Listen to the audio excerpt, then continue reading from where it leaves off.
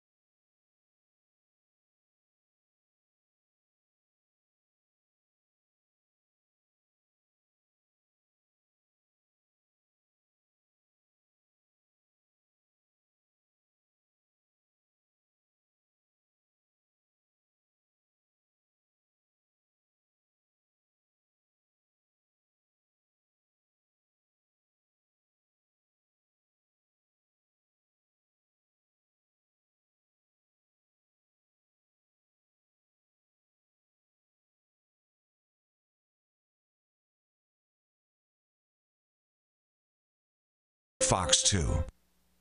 Movies presents helpful tune-in tips to enjoy the timeless films and iconic stars of movies.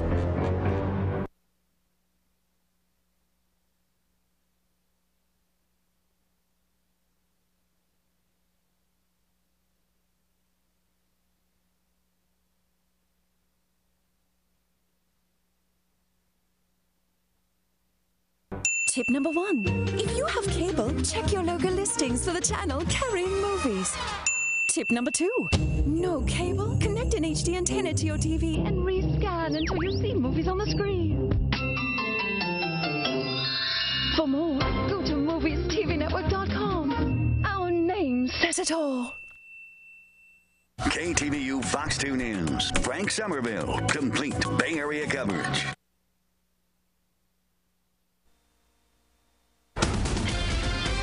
At least 15 people are dead and 2,000 structures have burned as wildfires continue to rage across the North Bay. Governor Brown has declared a state of emergency in Solano County, where 240 people were reported missing. So far, 57 of them have been accounted for. Napa County is dealing with 3 separate fires. The Tubbs fire started near Calistoga and then spread all the way down to Santa Rosa. It's now burned 27,000 acres. Also, the Atlas fire has burned 25,000 acres south of Lake Berryessa, and the Partrick fire has burned about 1,000 acres and has led to evacuations off of Partrick Road west of Napa. Also, several well-known wineries along the Silverado Trail have been destroyed by the flames. You're watching KTVU Fox 2 News at 6:30. After nearly 48 hours, there is still 0% containment on those fires that are burning in the North Bay. And now firefighters are beginning their 3rd night battling those fierce flames. KTVU's Jesse Gary is live inside the fire zone near the Atlas Peak fire in Napa County. Jesse, what's the latest there? Julie, the sun has gone down and the winds are starting to kick up just a little bit here near the Atlas Peak. We'll zoom in and we'll show you just what it looks like. That's the hillside that's been burned, but it's not just the hillside. It's the hillside, it's the neighborhoods, it's the homes in the neighborhoods. Most things here are just gone, burned. There are areas where it looks like the fire would jump over one house and hit the other one, or hit a house that's across the street and not the house on the same side of the street. But for the most part, complete destruction. The scores of firefighters, some working triple shifts, continue trying to gain some kind of containment on the multiple blazes that are considered unusual. And while there's no cause, officials say strong winds whipped the flames from the very beginning. The Atlas Peak fire now stands at 25,000 acres. As I said, no containment. You can see a dark smoke billowing from above the ridge line. The Tubbs fire has not grown in size. That's at 27,000 acres. The Nuns fire, 5,000 acres, and the Partrick Carnejos fire is at 1,000 acres. The so-called 37 fire, that's off Lakeview Highway near the Skaggs Island, that's burned about 2,000 acres.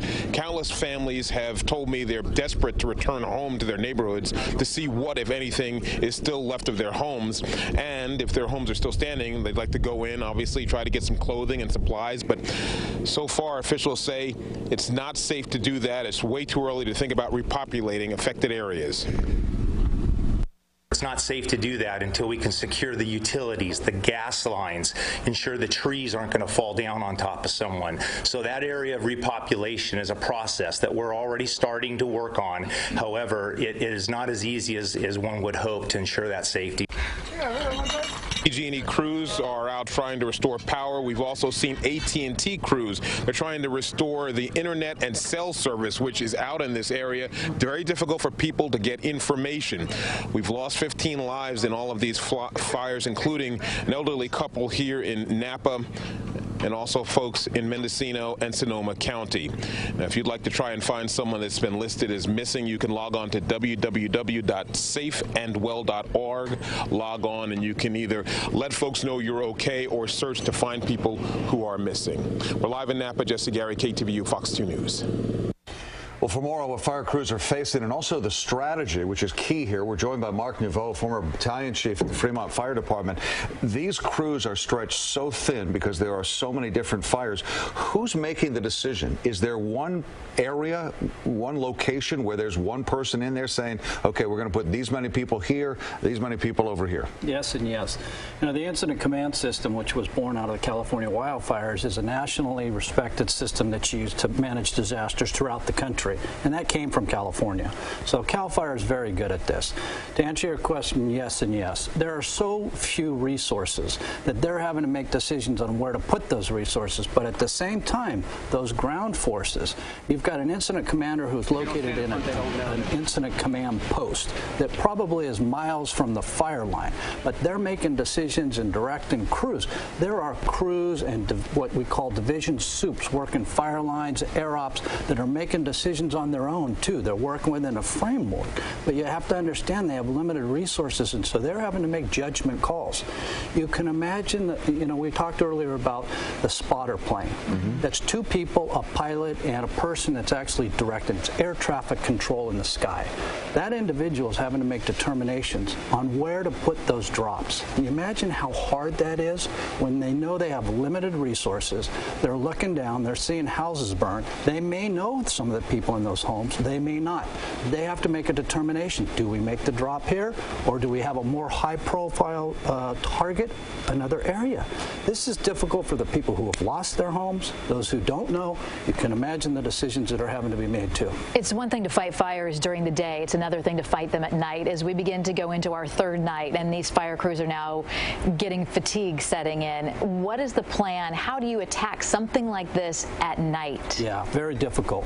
What they're doing is they're trying to take an opportunity on those fire alarms to get some rest. You know, typically what would happen is we would rotate them out. 12 hours on, 12 out. You go to a base camp, you'd rehabilitate for 12 hours and come back and do some more work. In this case, that's not taking place because they can't do it. They don't have enough resources. So they're trying to grab food. They're trying to grab shut-eye on the fire line. They're trying to rotate crews. They're trying to do all of it. And they're moving those crews. You know, I think we talked earlier about how few people are on some of the fires. We were talking, I think, about 400, Frank, on one fire. Well, they're having to move those 400 strategically where they can get the best benefit for them. And normally with the size of some of these fires, where they have 400 to 600 firefighters on the fire lines, they would have 1,000 to 1,500 to 2,000 firefighters. Absolutely. Not only that, but the logistical support, the fuel, refueling those tankers, all of that huge. Thousands of people. What would you tell? What would your message be for the people who are living in the North Bay? People who may be in a safety area, safe zone right now, but other people who are in the, because the fires could shift. What is your message to those people up in the North Bay tonight? I think they need to listen to the authorities in their area. They're making determinations. They know when those evacuations are necessary. They're doing fire forecasting. Listen to those folks. We heard earlier, don't stay. If they tell you to go, be prepared. And be thinking about that now. Put your important papers together. Don't wait. And when they say go, go. You've covered, obviously, a lot of fires working as a battalion chief, also working with FEMA. So many people here, hundreds of people have lost their homes. What are the coming weeks, months going to be like for them, and what should they be doing right now? Yeah, it's tough times. There's no doubt about it. The good news is that in most cases, people have fire insurance in California. If you've got a mortgage, you typically have fire insurance. It's required by the mortgage holder.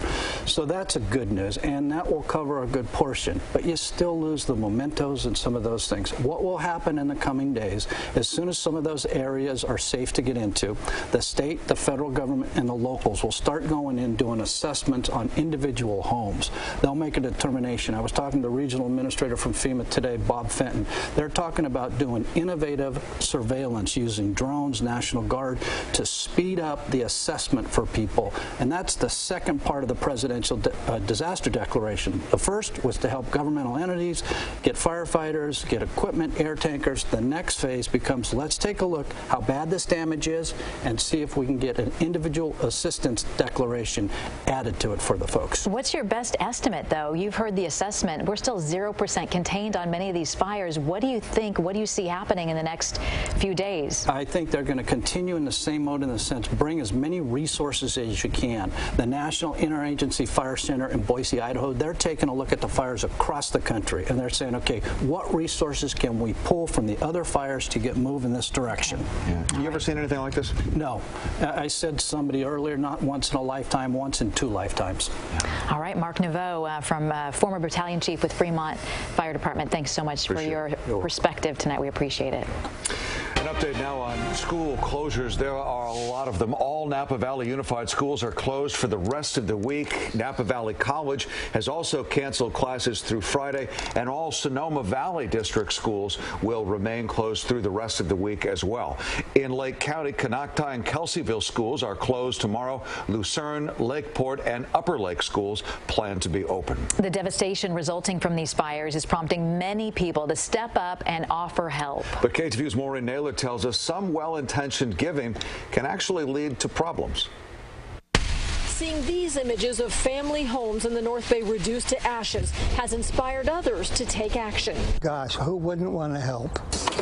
Oh, wow. The outpouring of support for fire victims and their furry friends has already started. 10 bags of horse feed and a bag of dog food. At the Santa Clara County Fairgrounds in San Jose. Just put them over here by the post. Okay. We're just getting started. This longtime 4-H volunteer who's been watching the fire coverage Tuesday afternoon started collecting animal feed donations. I already have 3 different families who offered to drive stuff up to Sonoma County Fairgrounds. They currently have over 300 horses, and they're expecting many, many more. While one evacuation shelter is still asking for items, including diapers and dog food, others are saying thanks, but no thanks. One example, Sonoma County tweeting evacuation centers are not able to accept donations of prepared food. They're already suffering psychologically. San Jose State professor Frances Edwards spent 14 years as the director of emergency services for the city of San Jose and teaches about emergency management.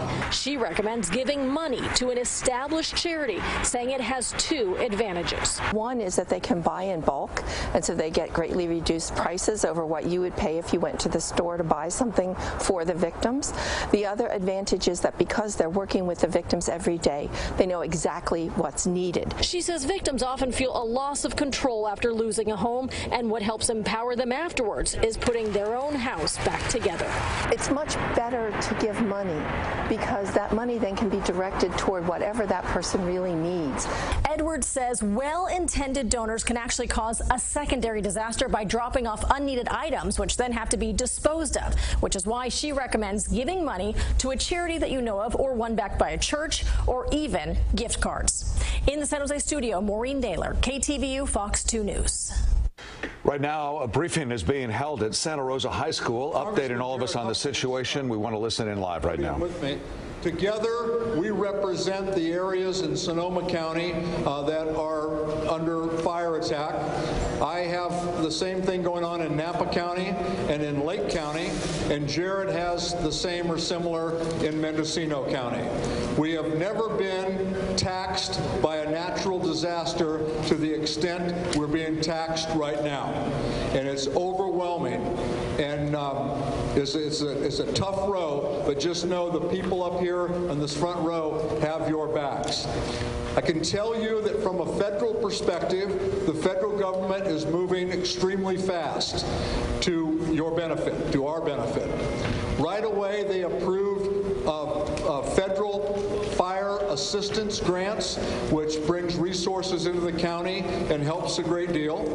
As soon as the governor and the counties all declared their disaster areas disasters, we moved that up to the administration through Congress, and Congress moved quickly to approve a couple of things that are very, very important.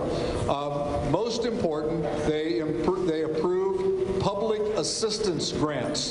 That means that there'll be money coming from the federal government to make sure that all of the local responders have the funds necessary to respond to this disaster. That's extremely important. Now, in the mix is also consideration of individual grants, and that's what we'll see happen as we get this fire out and we start moving to recovery. A number of folks who are affected by the fire will be able to access federal grant money and federal low-interest loans. This is very, very important on the recovery effort. It's not moving slow. It takes a lot of time to do this component. They've got to get the fire out first before they can even start to do assessments of the damage. Now, on that point, I think it's important to note that we have, and I think he's here today, Robert Pesapane from FEMA. FEMA, I've talked to the FEMA director. They are fully aware of how devastating this is, and they have committed to doing everything possible. And I'm one who believes you trust everybody, but you cut the cards. But let me tell you, there was no cutting the cards necessary with FEMA. They've got a person on the ground already, and the state OES office just told me they're already doing assessments of the damage so they can expedite all of these claims and make sure we get the resources we need and the resources that you need. So everyone's doing everything they can. Thank you for your patience. I am truly and deeply sorry for any loss that you've experienced and all of the discomfort and pain and dislocation that the community is going through. So thank you. Know that we're here for you. We've got your back. We're going to do all that we can. And now I'll turn it over to Congressman Huffman. Thank you, Mike.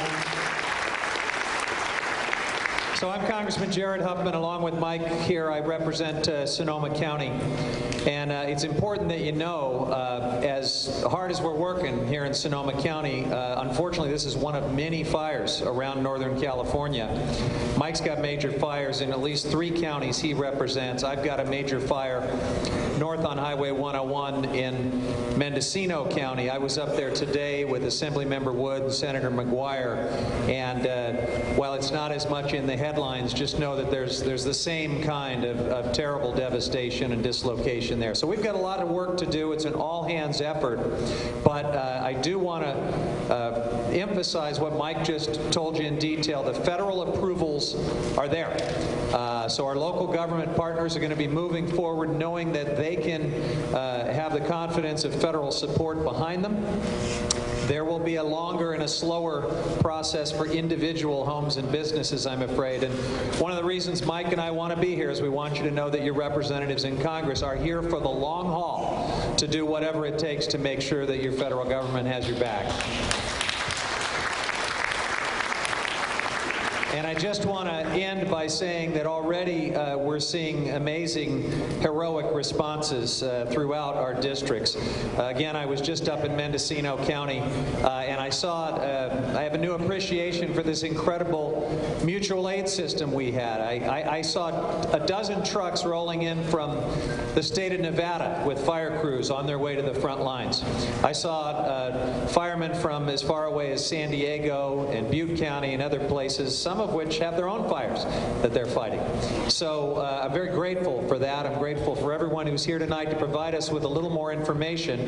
And for the folks in Mendocino County in particular who are kind of cut off from the world right now. In Willits, for example, there have been some evacuation orders, and the communities I represent there don't have telephone service. They don't have internet service. They don't have natural gas. They can't cook their food. They don't know what to do. I'm grateful that we're live streaming tonight, and some of them at least will be listening on the radio to get a little more information to know what may be coming next. So thanks to everyone. We're glad you're here. We're going to be with you for the long haul. And I think at this point I'm handing back to Congressman Thompson. Thank you, Jared. I'm going to briefly go over the agenda tonight. We're going to hear from CAL FIRE. We're going to hear a briefing from law enforcement, the services that they're providing. We'll hear from the California Office of Emergency Services and the Red Cross. We'll hear from the California National Guard, who are on the ground.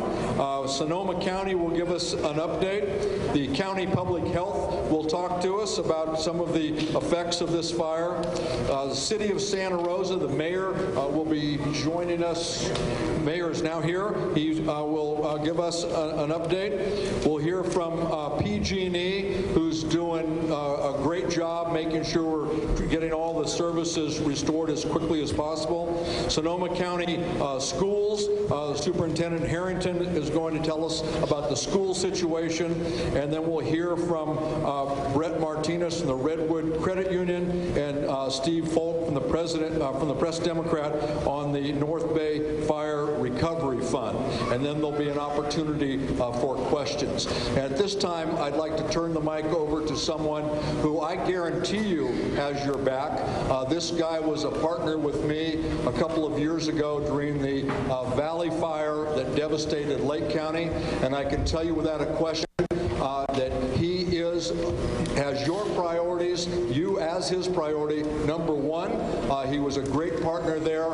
He's a great partner here. He's an incredible state senator who's working hard for every one of you, and that's Senator Mike McGuire.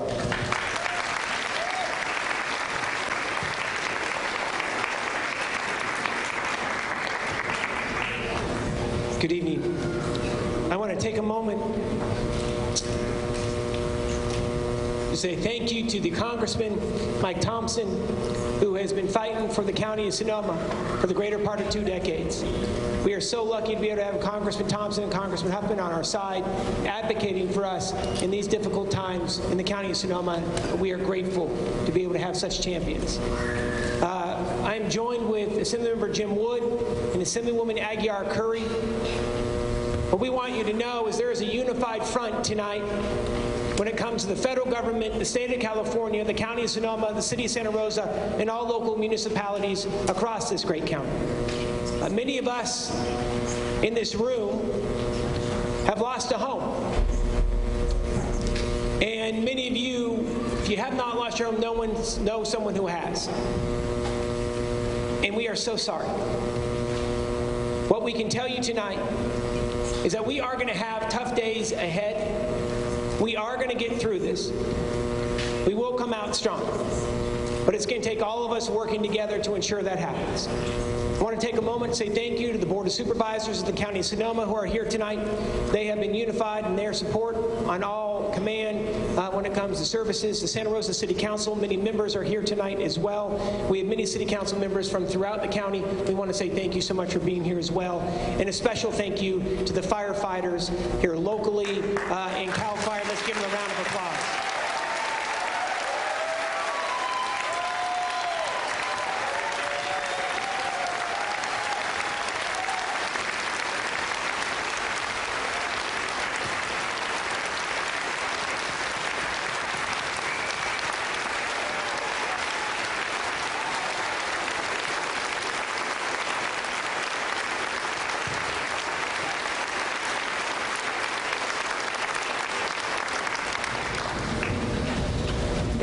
Update about the unified front that is being presented. Yesterday was a big day in regard to recovery services. Significant resources flowed into the county of Sonoma, where we're going to be basing all recovery services for Lake and Mendocino out of as well. 3,000 cots, 40,000 meals, 60,000 gallons of drinking water, tens of thousands of pillows, blankets, and sheets and cots all arrived last night and were distributed, filling any gaps that we may have had at all shelters. We have a firefighting force that is approaching 5,000 in between Napa and Sonoma County, and that number continues to grow with forces coming in from across the West and across the state. We're going to hear more from Cal Fire. We're going to hear more from the National Guard here in just a bit. I do want to touch on communication. We have significant lapses of communication. 77 cell sites across Sonoma and Napa counties were either damaged, destroyed, or did not have power. We know a total of 35 cell sites are now operational. Many are operational with generators. Candidly, we do have several that have been completely destroyed. AT&T, Verizon, US Cellular are moving all operations, and in fact, AT&T has a significant force in Sonoma, Mendocino, and Lake counties now working on all issues. We'll bring an additional 5 to 7 cell sites up later tonight on Mount St. Helena, but we are still lacking in that infrastructure, which is why many of you are having slower download service or unable to even access the internet. We are still struggling with Comcast, being very honest with you. And we have asked Comcast, both at the state level through the California Office of Emergency Services and at the ground, to pick up the pace. And that is a significant focus. And what we also want to let you know is we do have a significant catastrophic cut in fiber line in Mendocino County that is impacting many financial institutions as well as stores and healthcare institutions evacuations in both Sonoma, Mendocino, and Humboldt County. We're working on that. AT&T is on site, should be operational by tomorrow afternoon. Would like to better turn it over to Assemblymember Jim Wood and then to Assemblywoman Aguiar Curry. We've been listening live here to a press briefing going on in San Jose. Senator Mike Thompson, Congressman Mike Thompson, one of those speaking, saying that the area has never been hit with a disaster like this, but that we have your backs, talking about the aid that is on the way from FEMA, from local governments, from the state, saying essentially we are going to get through this. We have much more on KTVU.com. We'll continue that news conference and on KTVU Plus beginning in just moments. Thanks for joining us tonight.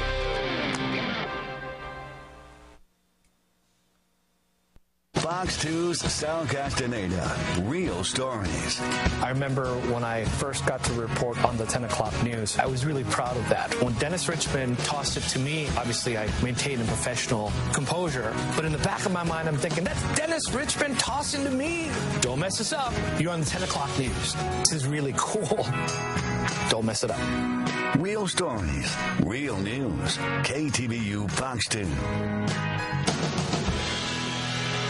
Fox 2's Mike Meebeck, Real Stories. My father passed away when I was 3. Before I was moving on to journalism school in Boulder, I went to his gravesite and I said, guide me, help me, inspire me to become a broadcast news reporter. And I promise I'm going to come back home and do just that.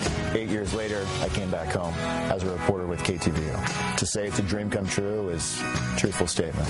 Real Stories, Real News, KTVU Fox 2. Take a little bit of KTVU with you wherever you go. This is terrible. I would get off the freeway and take side roads. Look, it's going to be pretty chilly in the city. You'll need a jacket. Go down 2 blocks and take the frontage road. Did we tell you? All right, everyone. So you've been watching the Northern California wildfire coverage from our Fox station in the Bay Area. It is unclear whether we're going to get any additional aerials from Northern California at this time. If we don't get any additional aerials from Northern California, then we will switch our coverage and instead take you to some other news of the day. So stay tuned for that coming up in just a moment, including a State Department briefing with Heather Nauert.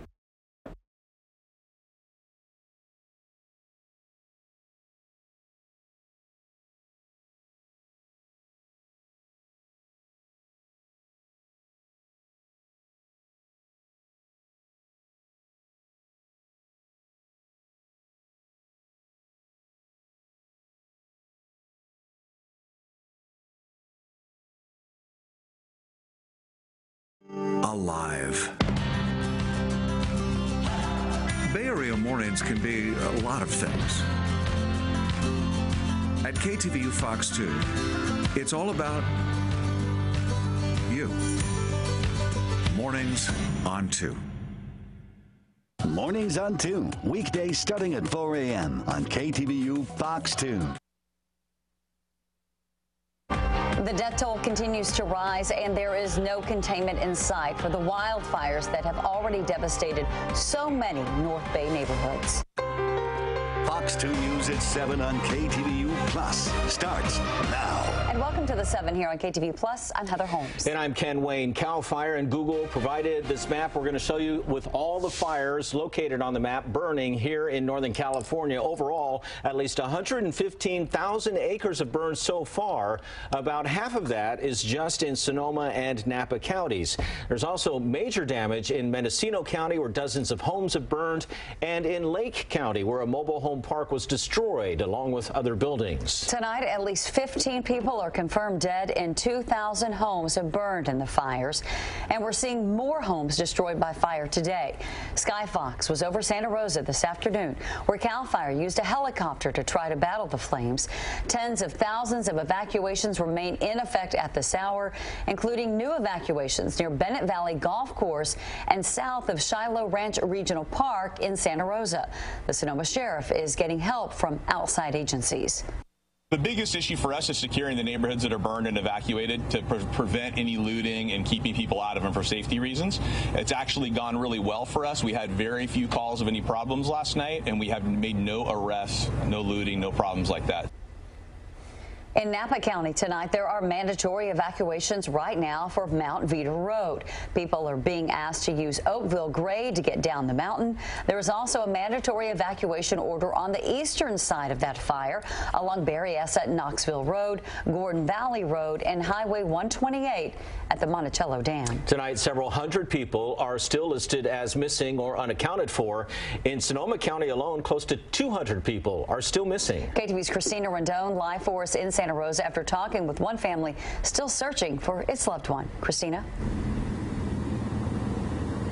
Well, Heather, Ken, you can just imagine how heartbreaking it is, how agonizing it is when time is precious and you are searching for a missing loved one. So many families in the same boat tonight looking for a relative or a friend. And we did speak with one family, the family of Christina Hanson. She's 27 years old. She's in a wheelchair, and she was last heard from around 1:30 Monday morning as the fire approached her home in Santa Rosa. Now, the family does have hope. They say that she was or at least authorities say they confirmed a pickup at Christina Hanson's address. Unfortunately, though, there's no record of who was picked up or where that person was taken.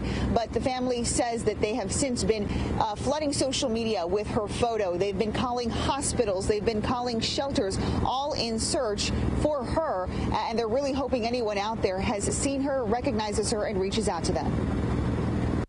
We're just looking. We just keep telling each other, like, she's out there. She has to be out there. And we have our theories of how everything went down that are more positive ones. But weak moments like this, you know, the reality is it's been several hours, so it's really, really scary. I think it's probably like our nightmare. We're really close, and we want her to come home. This is a picture of 55-year-old Michael Hanson. He is Christina Hanson's father.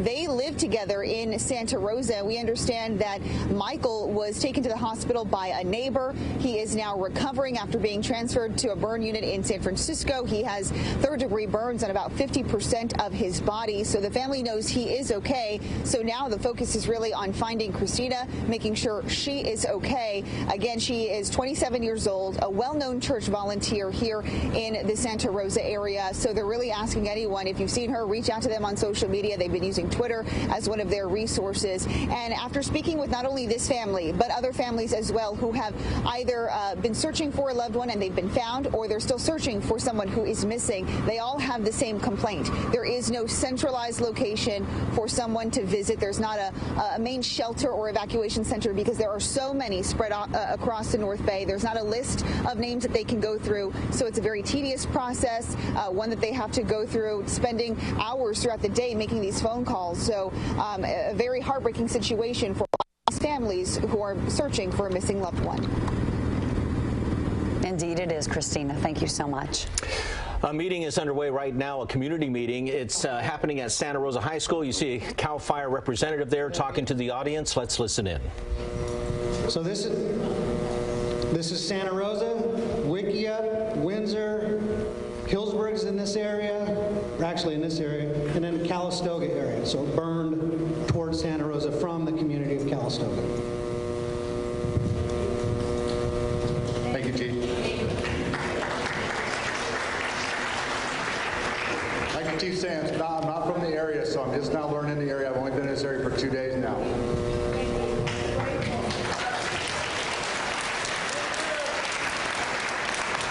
And real quick, the incident management team is in charge of 2 fires, soon to be 3 fires.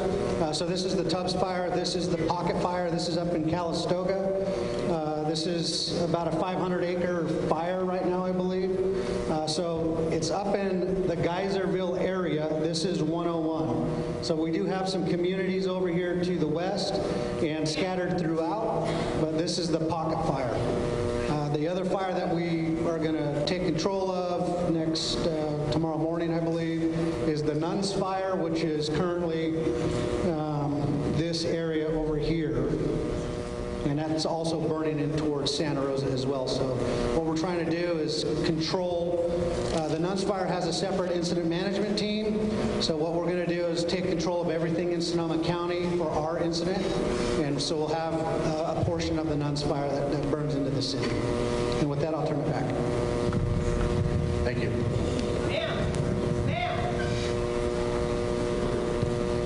Okay, so you guys had a significant fire growth the first day. After the wind kind of died down, it gave us a little bit of a break to go in there and start getting some of this area tied in. Calistoga Road, down towards the bottom, was tied in last night. We were able to do a firing operation, which we put fire on the ground. We fought fire with fire. Sorry about that. So we were able to really contain this bottom half of the fire. It was a very big concern for us. We were concentrating a lot on this side over here because we knew coming up in a couple days we were going to have the wind coming back at us. So we were trying to pinch this section off. Down here in Santa Rosa, you know, a lot of infrastructure was damaged. Power lines, cable, and a lot of commercial structures are damaged as well as houses. We had a lot of resources down here trying to keep those from going further into the city. Today's fire started off pretty slow this morning. It wasn't doing a lot of growth. We had a good humidity come up last night, but the wind came up this afternoon about 1 o'clock. So we had two areas that caused some fire spread on this fire today, on the tubs. The fire spread a little bit north, going down towards the Lake County side, above 120, Highway 128. It's still spreading a little bit, but we're keeping it in check with dozers and the aircraft today before the sun went down. Another concern we had today is down here just a little bit north at 101. It got in some hilly area in the grass in there and it was burning them through there and stuff. But we have resources on both areas and we're keeping them in check. We are concerned about tomorrow because the red flags are being predicted as well again tomorrow. Red flag conditions means when conditions, the humidity drops, the wind comes up, with the wind and humidity drop, the fuels become more receptive to fire. So when you get the winds coming up at a certain speed, usually around 20 and 30 miles or plus, like you guys experienced the first night, fire has a tendency to get up and start moving. And that's what we're concerned about. I have a question about the Cutter's fire. We're going to take questions in just a moment. So I'll move over to the pocket fire. The pocket fire is burning around the geysers areas. Around the geysers, the thermal plants in there. The fire started moving a little bit north when the wind picked up today. And we're putting resources in place around the structures on either side of those little subdivisions. And we're putting what we call a secondary contingency line in. So if it does get out, we have something else to fall back to start containing to keep them out of the structures. But what the hopes is we can get around this bottom section tonight with our bulldozers and our crews to kind of tighten that bottom section up so when we do get that wind coming back tomorrow, we'll have something to slow it down.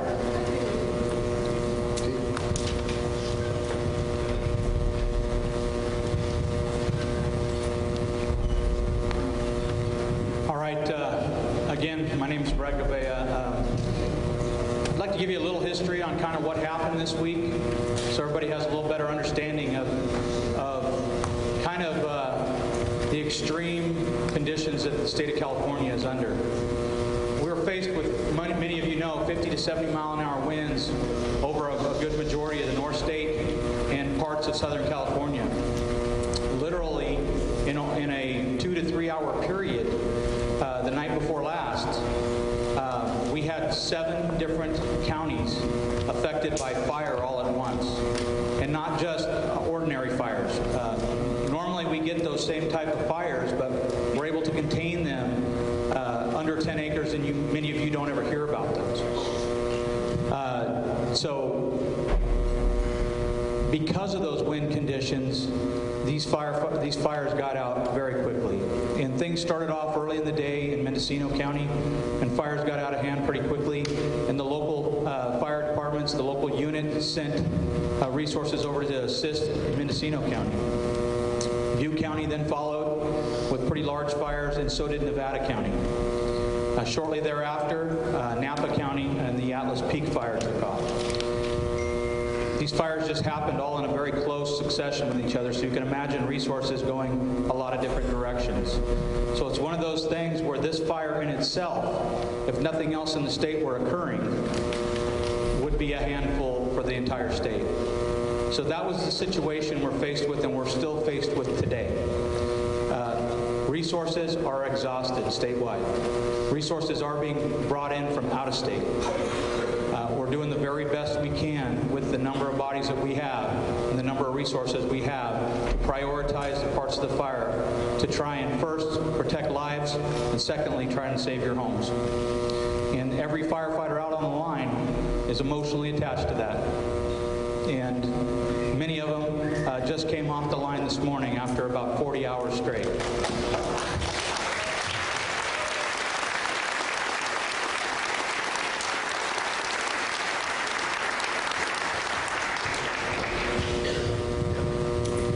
Again, we are humbled by your response. You've been listening to officials there address people in the Santa Rosa area who are concerned about their homes. Some of them have been evacuated, hoping to find out some answers as to exactly the current situation. We heard from a number of officials, including local representatives who were talking about the financial assistance, the federal aid that is going to be coming in. Also hearing from CAL FIRE about the status of the firefight. Also from local officials about how they are protecting those communities and trying to prevent any looting. But as you heard there, CAL FIRE saying this is not a good situation, which I think is quite obvious, saying resources are exhausted statewide. Well, that's giving us a sense of the scope of this fire, and he laid out in fairly dramatic fashion what happened the night before last. He said within a 2 to 3 hour period, they had 7 counties affected by these fires that flared up, and these weren't just small 10-acre fires as he described. These were all major fires all the way up into Butte County, coming down here into the Bay Area, up into Mendocino County.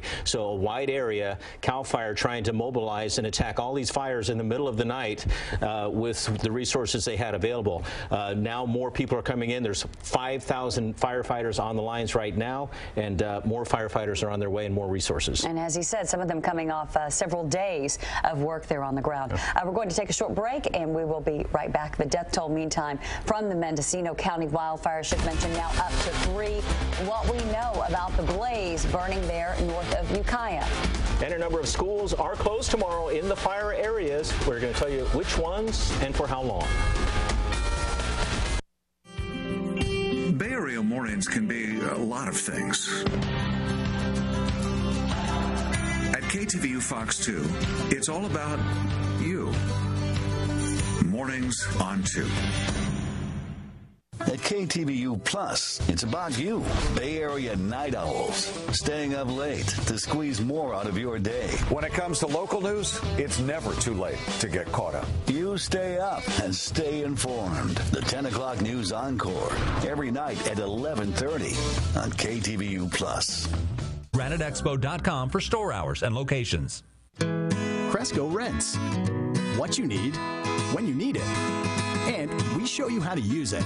We have the right tool for every job. Most people really only need a tool for the one project, cleaning a deck one time or aerating the lawn once a year. So renting makes a lot more sense than buying a rototiller that might sit in your garage all year long. I'm Chris Smith, president of Cresco. If you need it, Cresco's got it. All over the Bay Area and online at CrescoRent.com. For more than 20 years here on Mornings on 2, we brought you news, traffic, and weather. No, Sal. It's weather and traffic. Weather should go first. People don't want to leave the house without knowing about the traffic. Which is affected by the weather. Not this again. Look, traffic and weather are both important. You see, traffic and weather. No, my friend. We're talking weather. Traffic and weather. Weather and traffic. Weekdays on Mornings on 2. I started hyperventilating a little bit, getting a little claustrophobic. I think somebody should look into it. He was worried. He was having a hard time breathing. They're responsible for his death. Is this dangerous for patients? It absolutely is dangerous. How many of you have seen somebody injured?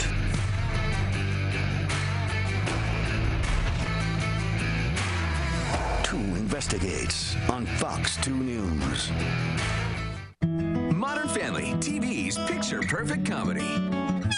From mugshots to beauty shots. Hold that, good. Now smolder. Perfect. Nobody captures comedy like Modern Family. TV's picture-perfect comedy. Modern Family, nightly. Weeknights at 8 on KTVU Plus. Sky Fox, only on KTVU Fox 2.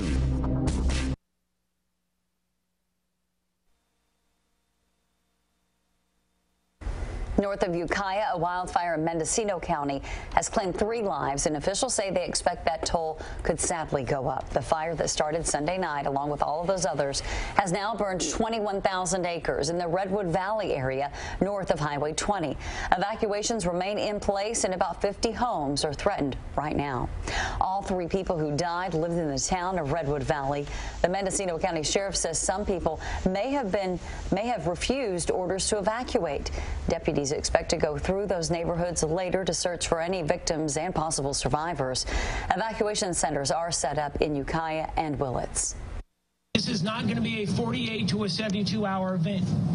We are anticipating that shelters will be open for many days to come. The county shelters can handle 3,000 people, bringing in food, water, and other supplies. They say officials from FEMA are also helping with the relief effort. There is some positive news for people in that area. Highway 101 reopened this morning. We have an update now on the school closures. All Napa Valley Unified Schools are closed for the rest of the week. Napa Valley College has also canceled its classes through Friday.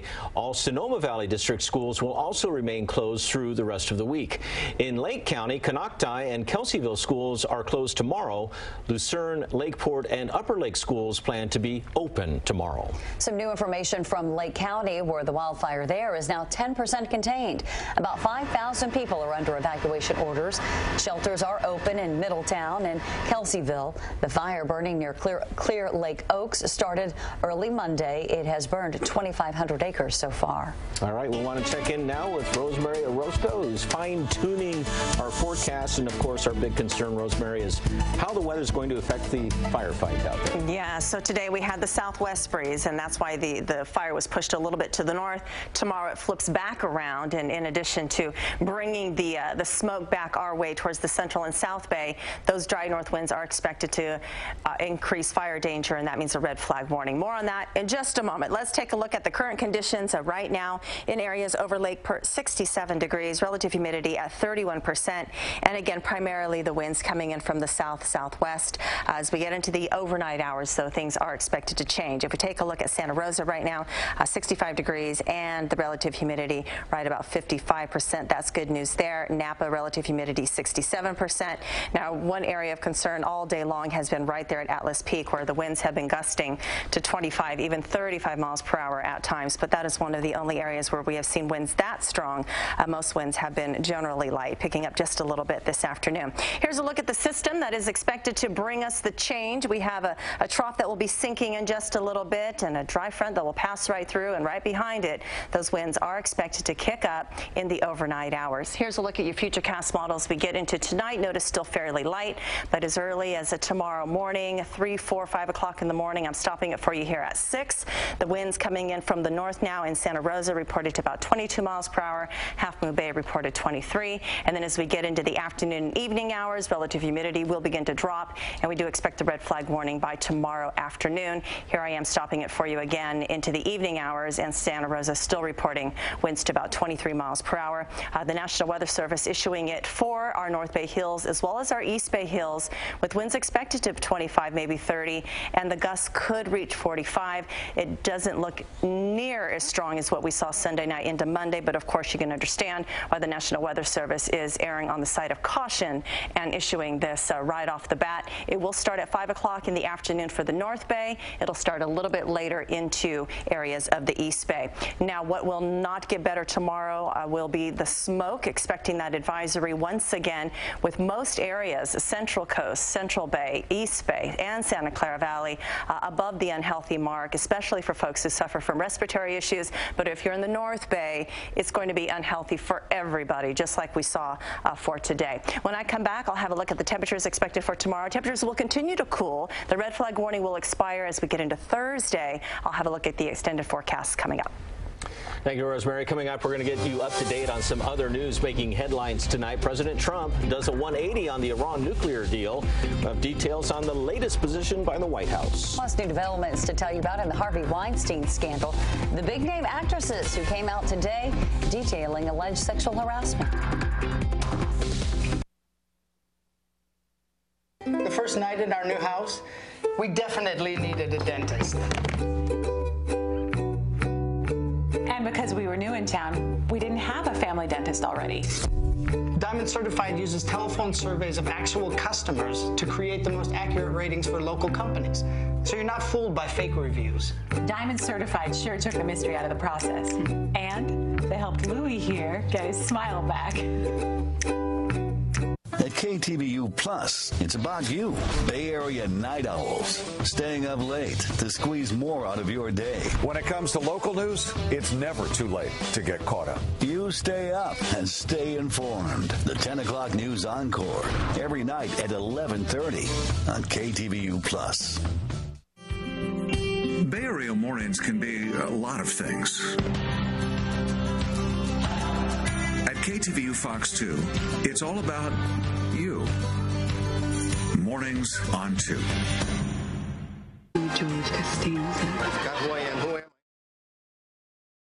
All right, everyone, we're going to cut out of this wildfire coverage because we have been on it for quite a while and mix things up. We are going to now show you the daily briefing from the State Department with Heather Nauert. I'm going to play this for you now. Activities. We'll start with Director Rasmussen. The podium is yours, sir. And then when we wrap up, they'll take a few of your questions. I'll just do a little moderation, and then I'll take your general questions after that. Great. Thank you for that introduction, Heather. And as Heather suggested, my role today is to provide you with some background on the activity we've seen from Hezbollah, both globally, but also here in the homeland. And I'm doing that in order to provide some context about the group's operations worldwide. And this background that I'll be discussing with you points to three recurring themes. First, Hezbollah's use of terrorism across the globe, which has persisted for several decades. Second, the group's continued effort to advance terrorism acts worldwide. And third, the fact that the organization is, in fact, focused on U.S. interests, including here in the homeland, and that is part of the reason why we are here today. Lebanese Hezbollah has repeatedly demonstrated for the world its true character. It is an organization that relies on terrorism as well as other forms of violence and coercion to achieve its goals. And this takes place in spite of the group's attempts to portray itself as a legitimate political party. And prior to September 11th, I think everybody knows, Hezbollah was responsible for the terrorism-related deaths of more U.S. citizens than any other foreign terrorist organization. Now, for many Americans, their introduction to the threat posed by this group came after Hezbollah's attack on the U.S. Embassy in Beirut in April of 1983. And that horrific attack killed 63 and wounded an additional 120 individuals. And it was followed by an even more deadly attack on our Marine barracks in October of 1983, which killed 241 Americans and wounded an additional 128 Americans. So Hezbollah's penchant for violence has not changed over the last 3 decades. We've seen time and time again with its International Terrorism Unit, the External Security Organization, also known as the IJO, the Islamic Jihad Organization, and Unit 910, that its deployment of operatives to nearly every corner of the globe continues to engage in terrorism-related activity. Now, in 2012, the group carried out a bomb attack in Bulgaria that killed 5 Israeli tourists and 1 Bulgarian national. And a number of Hezbollah operatives have been caught laying the groundwork for attacks in places like Azerbaijan, in Egypt, in Thailand, in Cyprus, and in Peru. And there are other instances of Hezbollah-related arrests and disruptions around the world that are at this point unpublicized and remain classified. But all of this together shows us that the group seeks to develop and maintain a global capability to carry out acts of terror. And I can assure you that the conversation today would be much different had some of these disruptive plots actually succeeded. Casualty counts would be higher, and many innocent lives would have been forever altered. The group is also known to focus on areas populated by tourists, almost guaranteeing that with their attacks, innocent civilians will be victims. Now, with respect to the homeland here in the United States, let me say this. While much of our work in the government since 9/11 has focused on al-Qaeda and more recently on ISIS, in the 20 years since Hezbollah's designation as a foreign terrorist organization, we have never taken our focus off of Hezbollah and on the threat it represents to the homeland. And while I'm not here today to speak publicly about any specific or credible or imminent threat to the homeland, we in the intelligence community do in fact see continued activity on behalf of Hezbollah here inside the homeland. And as you would expect, as the American people would expect, we are watching very closely for additional signs of that activity here in the homeland. In June, as I'm sure most of you are aware, according to published criminal complaints, 2 individuals conducting activities on behalf of Hezbollah were arrested here inside the United States. And those arrests serve as a stark reminder of Hezbollah's global attack infrastructure, as well as the group's aspirations, potentially, to carry out attacks here in the homeland. It's our assessment that Hezbollah is determined to give itself a potential homeland option as a critical component of its terrorism playbook. And that is something that those of us in the counterterrorism community take very, very seriously.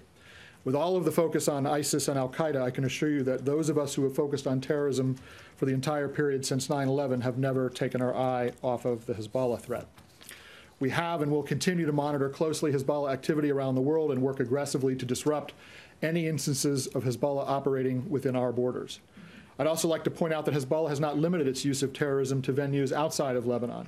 The group, though it claims to be defenders of Lebanon, has repeatedly turned its weapons on the people of Lebanon or otherwise coerced them to advance Hezbollah's goals. There are countless examples of that I could point to include those being investigated by the Special Tribunal for Lebanon. But I'll just take a quick moment to highlight a few of the most egregious acts. In 2016, Hezbollah detonated a bomb outside the BLOM bank in Beirut. Going back to 2012, the group killed the head of Lebanon's Internal Security Forces intelligence branch. In 2008, Hezbollah took over parts of Beirut, killing at least 84 Lebanese citizens and wounding at least another 199 after the Lebanese government attempted to exercise greater oversight into the group's communications infrastructure. And of course, in 2005, it was Hezbollah operatives who assassinated former Lebanese Prime Minister Rafiq Hariri in a massive car bombing in downtown Beirut. In addition to all of this terrorism-related activity around the globe, Hezbollah continues to devote significant resources to expanding its conventional arsenal in Lebanon, including the procurement of advanced rocket and missile capabilities and even indigenous weapons production facilities. This has resulted in a broadening of the threat to the Eastern Mediterranean and the Arabian Peninsula regions, and it's in violation of the 1989 TAIF agreement, as well as UN Security Council resolutions 1559 and 1701, both of which call for the disarmament of all Lebanese militias. This weapons buildup by Hezbollah, has perpetuated conflict and violence across the Middle East as their operatives deploy to places like Iraq and to Yemen, where they provide weapons, tactics, and direction to Shia militant and terrorist groups. As you well know, the group has also deployed thousands of its fighters to Syria, where it has sustained approximately 2,000 casualties fighting on behalf of the Syrian regime. So as part of our continued effort to counter the threat of Hezbollah, we're going to continue to work aggressively with our foreign, U.S., state, and local partners to share information that we have that would allow us to detect and disrupt the threat that the group poses to the U.S. and our interests around the world. Now, this information sharing and intelligence cooperation will remain a critical component of our response to what Hezbollah is doing around the globe. And to close, I will just say that the intelligence community remains focused on doing whatever we can to disrupt the work of foreign terrorist organizations around the globe, and most certainly here in the homeland. And the work I've talked about today to counter Hezbollah is a very big part of that effort. And in that regard, our work related to Hezbollah is every bit as much of a priority as our work against al-Qaeda and ISIS. That aggressive intelligence and law enforcement work goes on around the globe and around the country every day. And I will stop there and turn things over to Ambassador Sales.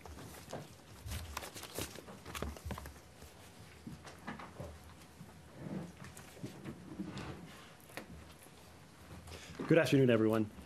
This past weekend marked the 20th anniversary of the United States designating Hezbollah as a foreign terrorist organization.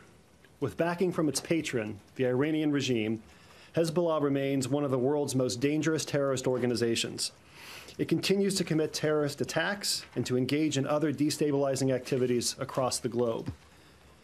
The threat Hezbollah poses to this country was underscored in June when the FBI arrested 2 alleged operatives, one in New York and one in Michigan. These men allegedly were operating on behalf of Hezbollah's international terrorist unit. Hezbollah has a truly global reach. In the past several years, we've seen the group conduct a successful attack in Bulgaria. We've seen it undertake 2 separate plots in Cyprus. We've seen it develop large caches of weapons in Kuwait and Nigeria, and we've seen it send terrorist operatives to Peru and Thailand.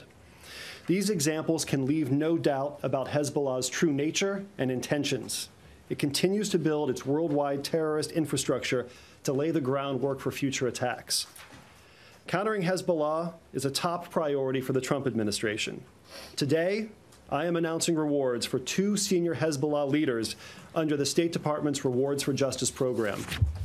First, The department is offering a reward of up to $7 million for information that leads to the location, arrest, or conviction in any country of Talal Hamia.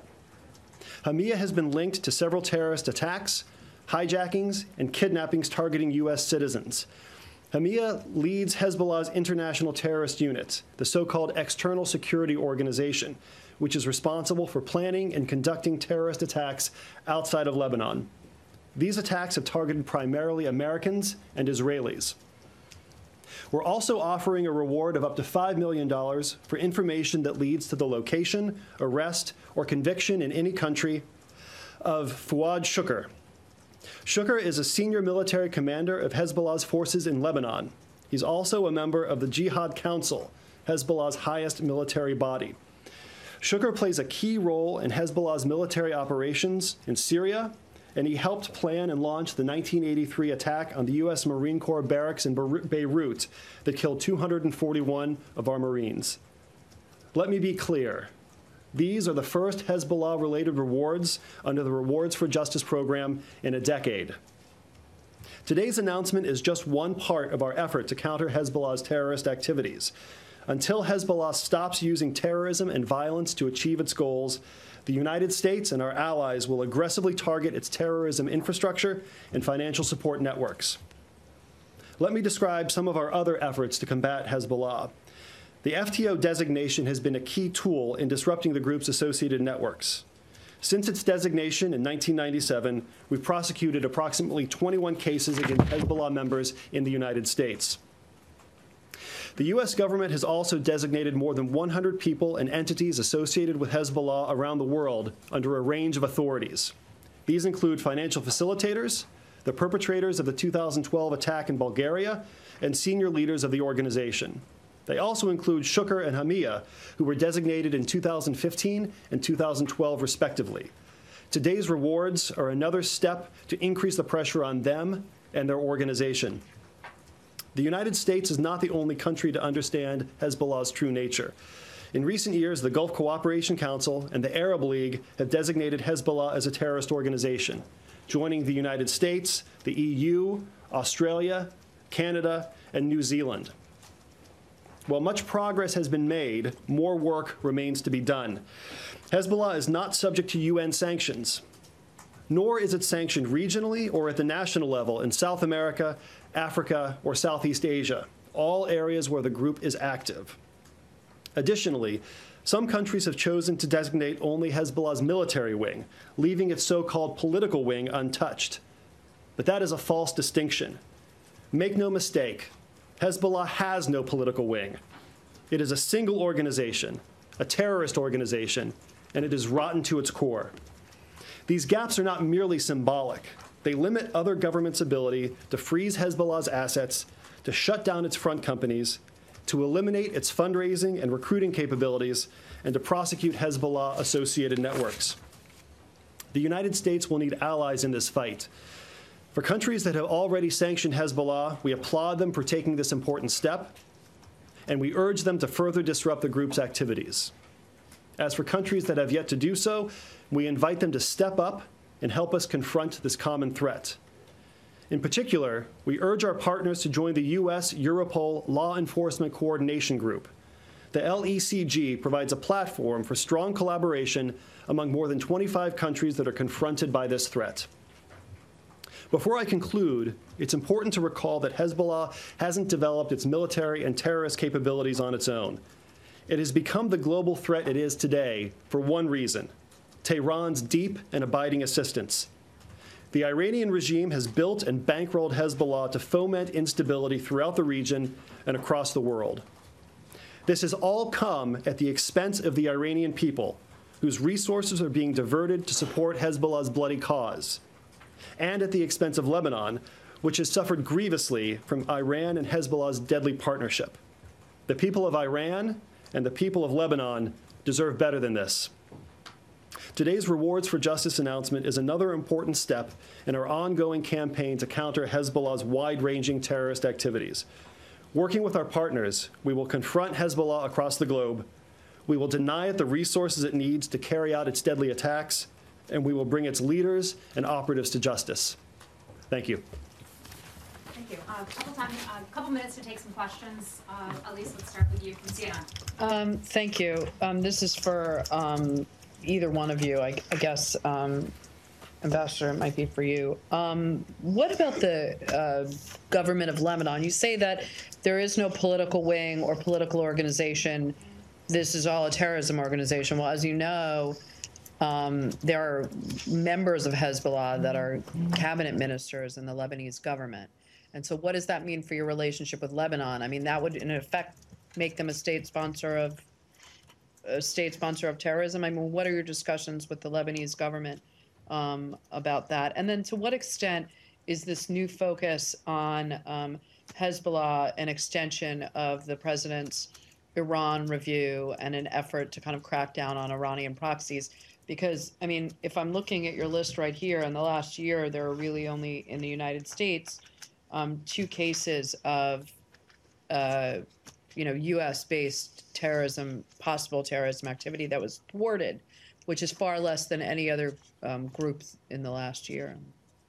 Well, thank you for the questions. Maybe I could take a stab at that before turning the mic over to Director Rasmussen. Thanks for the question. As I said, the position of the United States is clear.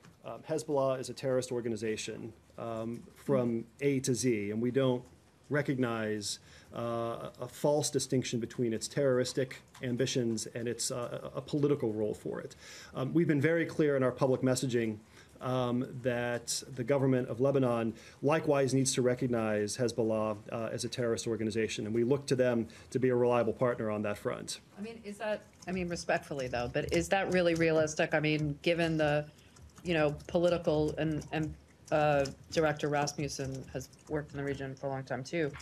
You know very well that this is, part of the fabric of Lebanese society, and these are long-held political struggles within the country. So, what do you do if Lebanon doesn't? I mean, that's just not gonna. I don't personally don't envision that ever happening. So I'm just kind of, where do you go from there? Because that's a non-starter. For sure. I guess I respectfully reject the premise of your question. I don't think that terrorism is part of the fabric of any society. No, I'm saying members of Hezbollah, which is also, as you know, a social organization. I mean, it's. I understand what you're saying about the terrorism components, but the people of, not all the people of Lebanon, but many of the people, a large section of the population feel differently. Well, as I said, our position has been consistent throughout the years that money given to a terrorist organization, even for purportedly non-terroristic purposes, ends up assisting the group's terroristic activities. If you give money to the so-called peaceful side of an organization, money is fungible, right? And so that frees up resources that can then be used for malign activities that have nothing to do with charitable work or other purposes that we might regard as legitimate. And so it's important for us to maintain that distinction is false, right? The distinction between political and terroristic is false. Can I just jump in on the latter half of your question, Elise, because the phrase "only two." No, let me just, you know what I'm saying. No, I know what you're saying, but from our perspective, the idea that we would have information uncovered in the course of legitimate law enforcement investigations that indicate that there are Hezbollah-linked individuals here in the United States operating for terrorism-related purposes, that's unacceptable, and we are going to pursue whatever means we have at our disposal to make sure that activity is identified, disrupted, and stopped. That would be true if the group were the Shining Path in Peru. That would be true if the group were ISIS or Al Qaeda, and we are working aggressively against those targets as well. I guess the question was just, then I'll pass it over. But I guess the question was just that, what is the kind of recent decision to focus on Hezbollah's? Well, from a law enforcement and intelligence perspective, it's not a timing question. When those issues present themselves, we go after them aggressively with all the tools at our disposal. The specifics of when to make a more public effort to highlight Hezbollah's global activities around the world, I think Ambassador Sales has explained why we're doing that at this particular time. Thanks. I'll be extremely brief. One, why you mentioned it very briefly in your opening comments, but why aren't the missile rocket attacks into Israel at all part of this? Would it be too long to a list to put in this, or I just don't know? Are you making a distinction between this kind of operational activity and them firing rockets into No, Israel? I wouldn't argue that we're making a distinction between, the character of the military activity that's being brought against Israeli interests in the north of Israel. I can't speak to why we didn't include it on that. I think the purpose of this graphic was to show you, in a sense, the reach of the organization around the globe. Okay, and then secondly, related to Elise's question, but more directly, the military, the Lebanese armed forces, the Israeli defense minister said this morning that Hezbollah controls the LAF, runs it. The United States provides a significant amount of cash and equipment to the Lebanese army. One, do you agree with the Israeli defense minister that Hezbollah controls the Lebanese armed forces? And second, if you do, or even if you don't, if the Israelis feel that, why do you continue to support them with millions and millions of dollars of stuff? Thanks. Well, we have partnered closely with the Lebanese armed forces because they have been an effective partner in defending the borders of Lebanon against terrorist threats externally, including ISIS and Al-Qaeda and other terrorist elements. We're aware of the report that you referenced today about possible, from the report from Israel. We have been very clear with the Lebanese government that it's important for all of our partners to condemn terrorism in all its forms. And we will continue to work with the Lebanese government to ensure that that vision of a world that is free from terrorism for all potential victims is realized. It sounds like you're making a distinction between the Lebanese army and the Lebanese government. No, I don't mean to draw that distinction. So you're going to continue to give the Lebanese armed forces money and equipment? We are aware of the report. We're looking into it. Rich Hudson. Thanks. Hi, guys. Have you noticed a difference in Hezbollah's behavior since the 2015 signing of the JCPOA? And if so, how has their behavior changed? I guess I could handle that from just kind of a narrowly intelligence perspective. And the answer is basically no. The trajectory that we have seen Hezbollah on has continued pretty much unabated throughout the duration of the conflict in Syria. And I mention that because that's where Hezbollah's involvement on the ground in Syria has been a significant factor in supporting the regime. At the same time, absent the Syria conflict, we were already dealing with a Hezbollah that had the kind of global ambition to create a terrorist capability that I would argue predated the Syria conflict. And so we've seen kind of both strands moving together forward without much change in the period since the JCPOA. Thank you, everybody. Director Rasmussen, thank you. Ambassador Sales, thanks a lot. We'll see you soon. Thank you. See you back home. Okay. Got a lot of the other world to cover now. I want to mention one thing to you coming out of Liberia today. There was a historic election taking place in Liberia. President Ellen Johnson Sirleaf herself noted that this as she steps down from the presidency. She said, quote, "For the first time in 3 generations, Liberians will be transferring presidential authority democratically and peacefully from one elected leader to another. As a longstanding friend of the United States wants to congratulate Liberians for exercising their democratic right to vote. We are proud to stand with them today in support of their efforts to continue building their country, its democracy, and its future." And I'd be happy to take your questions. Where'd you like to start? Thanks. Apropos of nothing, what's the secretary's IQ? It's high. Anybody who can put things together, and as an engineer, you don't have a. It's high. You I don't have an exact score. What he might have gotten on his SATs, anything like that? No. Do you have a real question? Yeah, Turkey. The situation between you and the Turks does not seem to be particularly happy at the moment. It appears to be. Instead of de-escalating as you probably wanted it to, right, it has escalated instead. What's the latest on that, and is there any sign that tensions can calm down? Well, we certainly hope so. We were very disappointed by the Turkish government's arrest of 2 of our locally employed staff. As many of you know, the State Department relies significantly on locally employed staff all around the world. We would not be able to do our jobs at the State Department without all these folks who are citizens of other countries who assist the State Department in their activities. Turkey had arrested this year 2 of our locally employed staff in different locations. and then had called in a third staff member just over the weekend of the United States. So we can confirm over the weekend that a third embassy staff member was summoned by Turkish authorities. That staff member, though, has not been formally arrested. These actions are deeply disturbing to us. Ambassador John Bass, who's our U.S. ambassador to Turkey, addressed this extensively over the weekend. We remain very concerned with the situation over there. And just for some folks who perhaps haven't followed this as closely, I want to read you a little bit of what Ambassador Bass had to say about that over the weekend. He said, last week, for the second time this year, a Turkish staff member of our diplomatic mission was arrested by Turkish authorities. Despite our best efforts to learn the reasons for this arrest, we've been unable to determine why it occurred or what, if any, evidence exists against the employee. The employee works in an office devoted to strengthening law enforcement cooperation with Turkish authorities and ensuring the security of Americans and Turkish citizens. He went on to say, let me be clear, strengthening law enforcement cooperation between the United States and Turkey was the employee's job. The arrest has raised questions about whether the goal of some officials is to disrupt the longstanding cooperation between Turkey and the United States. And that remains our, one of our chief questions for the Turkish government. What's going on here? What are they trying to accomplish by this behavior toward our locally employed staff? Our locally employed staff, in this case in Turkey, worked on law enforcement cooperation issues.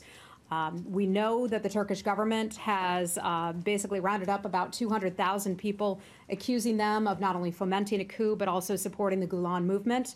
Our locally employed staff, part of their jobs, at least here, these three individuals, was working with law enforcement. And as a part of their job, that would require them to be on the phone with law enforcement officials and other investigators. And when the government of Turkey starts to question our locally employed staff's ability to do that, we have some very serious questions about it. Well, what do you think of their literally word for word response to the initial announcement from the embassy, apart from the kind of snark of it? Do you think that they have reason to doubt the U.S. government's commitment for the safety and security of their properties here? I'm sorry, I'm not following that part. Well, so you guys, in your statement, said that you had questions about the commitment of Turkey to protect your diplomatic facilities and employees. They turned around and said, we have not seen any evidence that indicates that our staff members were involved with what the government is accusing them of doing. I just want to make that clear. Right, I understood. But they turned around, they took that statement, interchanged the U.S. for Turkey for the U.S., and said the exact same thing about you guys here, and that they questioned the commitment of the U.S. to protect their facility. Yeah. Do you think that there's any merit to that allegation? I don't think so. I think their facilities are probably quite safe, as are their people here. Can I a couple more on this? Sure. First off, you saw that President Erdogan said that he doesn't recognize, the government of Turkey is not going to recognize Ambassador Bass because he did not take this, he took this decision unilaterally and not in concert with the rest of the U.S. government. Can you say that the State Department knew about what he was doing and this was not like a unilateral decision that was not part of U.S. policy? Our ambassadors tend to not do things unilaterally. We have a very close coordination and cooperation with our ambassadors, in particular Ambassador Bass. He and I have exchanged phone calls, meetings with one another on numerous occasions. He's always been incredibly responsive. He's one of the best ambassadors that we have out there. Proud to have him serving in Turkey and looking forward to having him in his next post. This was coordinated with the State Department. It was coordinated with the White House and coordinated with the NSC. One more question on this. When they are accusing some of your foreign service nationals of being associated with the Gulen movement, do you see this as part and parcel of any effort to kind of make the U.S. tacitly supporting the Gulen movement? Because I know that they've been, they're trying to get him extradited to the United States. Do you think there's, a bigger issue involved than these than certain individuals and more of a U.S. trying to taint the U.S. I'm not with it? sure exactly what the Turkish government's motives were. Let me just be clear, we were disappointed in their actions. Being able to have close security cooperation, especially with a NATO partner, is incredibly important. And when they start arresting, detaining our people who are responsible for law enforcement coordination, that is a major concern of ours, and so that is why we took these steps. Okay.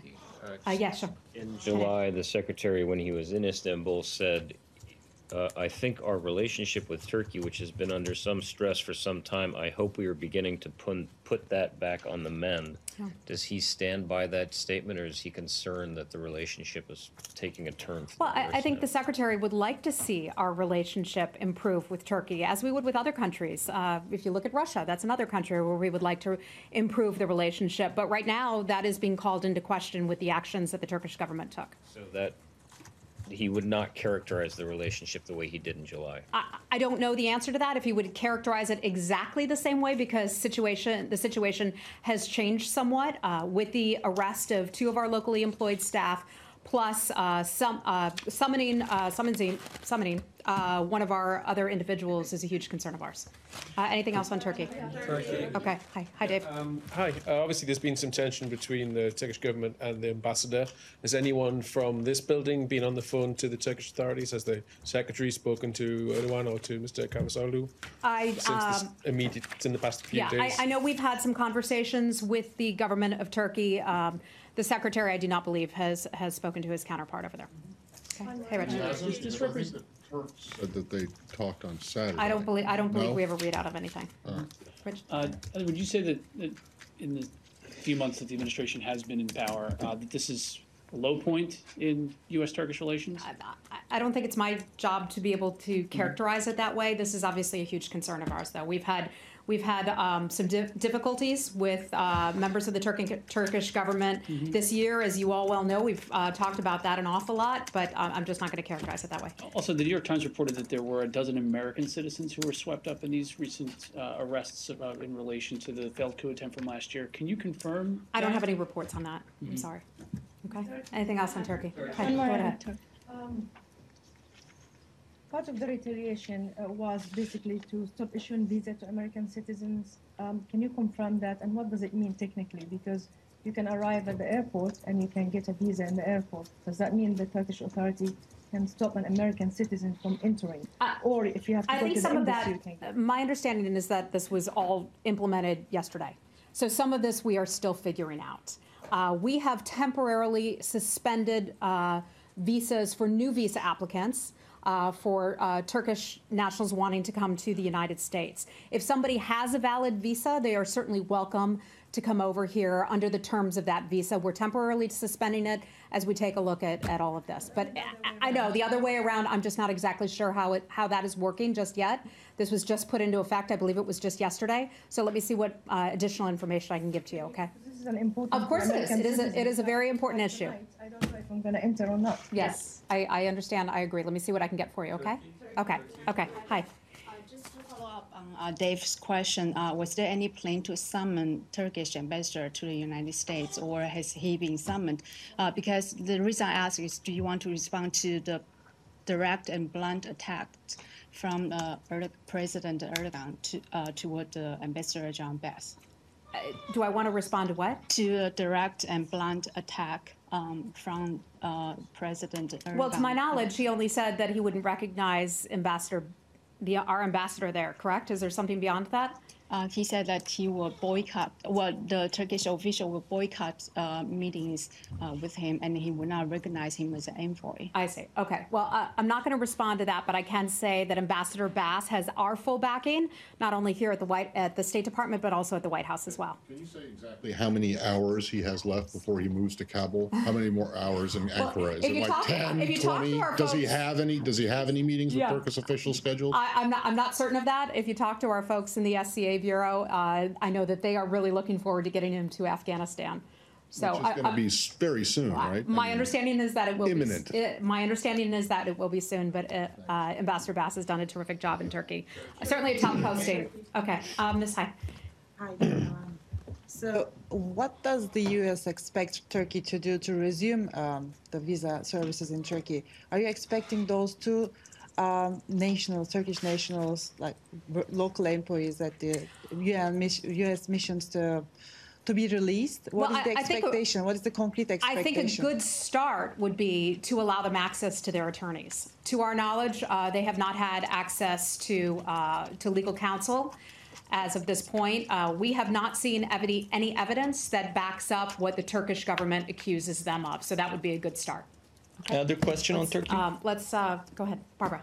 I've got a question on Iran, actually. Oh, okay. Turkey. Turkey? Okay. Turkey. Saeed, sorry. I'm going to move on. Oh. So if somebody has a question. Yeah, I have a question on Turkey. My name is Ragip Soylu. I work for Turkish newspaper Sabah. Nice to meet you finally. Turkish officials complain about the fact that the U.S. officials didn't communicate their decisions to the Turkish officials. And Foreign Minister Çavuşoğlu had a phone call with Rex Tillerson on Saturday, according to his statement, the Turkish Çavuşoğlu. I don't have a readout of yes, that I know, but conversation. The Turkish officials tells me that the Secretary Tillerson didn't tell them that they were going to suspend the visa services in Turkey in advance.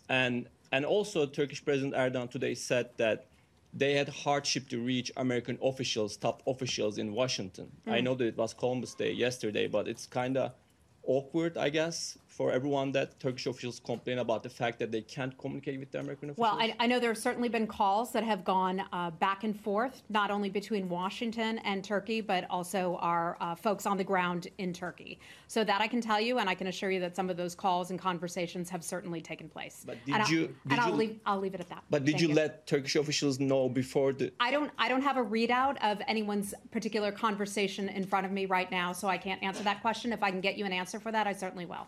Okay, let's up to the foreign minister. I can't. I don't recall that. I don't recall. I'll check on that. Double check on that. Okay, Saeed, go right ahead. Yeah. Palestinian-Israeli issue over the weekend. The Israeli government announced its plans to build 4,000 settlement housing units, and amazingly enough, the State Department remains silent on this expansion of settlements. What is Remain silent.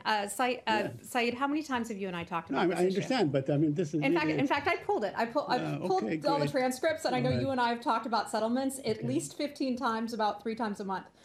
We talk about the issue of settlements, an important one. Okay, so I'm always happy to entertain your questions on that. President Trump has spoken about this repeatedly, and I'll repeat it once again. He has been clear, both privately and publicly, that unrestrained settlement activity does not advance the prospect for peace. He has also said this, that the administration recognizes that past demands for settlement freezes have not necessarily worked. They have not helped advance the prospects for peace in the past. The Israeli government has told us that it is adopting a policy regarding settlement activities that takes the president's concerns into account. So do you expect the Palestinians to reach out and maybe, re-enter negotiations, even if the settlement activities are ongoing at this pace? I think we certainly hope, and as Mr. Greenblatt and Mr. Kushner have done a lot of traveling supported by the State Department over to the region, we certainly hope that both parties will sit down and have conversations about this. We've been clear on our position of settlements. The Secretary and the President had very productive conversations with both Mr. Abbas and Netanyahu up at the United Nations in New York not long ago, and they were feeling optimistic. And they were saying that they thought that now, more than any time in recent years, that they have felt that they would have a good chance of getting some sort of a peace settlement. So we're hopeful, we're optimistic, we're not giving up. And last point on this. Yeah. Do you consider 4,000 housing units to be unrestrained settlement activity? I'm not going to characterize the number. I've seen different reports out there, and I'm not sure exactly what would be correct in that. Okay. Anything else on? Hey, Felicia. Hi. Different topic. Okay. Just to follow up on Israel Palestine. All right. Hold on. So just to clarify. Felicia, I'll get right back to you. And then I have that question about Iran that I had before as well. So you're saying if the Israelis are taking the concerns of the Trump administration into account on settlements, Is this an example of it? The announcement of the 4,000? I'm not going to characterize that one as such. Okay, I've seen the numbers. I've seen different reports about the numbers. I'm just not certain if those numbers are accurate or which ones are official numbers or not. But I can tell you that we repeatedly have conversations with the Israeli government about our concerns regarding settlements. A question about Iran as well, if I may. Okay. Does anybody have anything else on Israel? Hold on. Okay. When the president met with Prime Minister Netanyahu, he did talk about a freeze on settlement. So when did you switch to, we don't think demands for freeze are helpful? Well, because he did ask for him to pause it, I think, but was his word. the president has said that past freeze arrangements have basically not worked. So that is why they continue to go back and talk about unrestrained settlement activity does not help advance peace. So you don't think Israel should freeze settlements? Look, this is not my position. This is just, I'm stating what our State Department position is on this and the kinds of conversations that the State Department and also Mr. Kushner and Greenblatt have had with the Israeli government. So do you know when it switched? Because I remember the president saying to Netanyahu, we hope you'll hold off on that for a while. Okay, I don't have a quote from the president in front of me on that, so I'm just not going to comment on that. Okay. Okay. Barbara, you want to go to Iran now? Yeah, just very quickly. So the British Foreign Secretary Boris Johnson put out a strong statement today in support of the nuclear deal with Iran and is encouraging the U.S. to consider the security implications of the deal in keeping the deal. What is the response, and can you give us a readout from the call he had with Mr. Tillerson? Yeah. So the call did take place. I can certainly confirm that did occur. I don't have a readout of that call, and I'm certainly not going to get ahead of the president and his announcement. The president has said that he's made a decision, and we'll expect an announcement sometime in short order.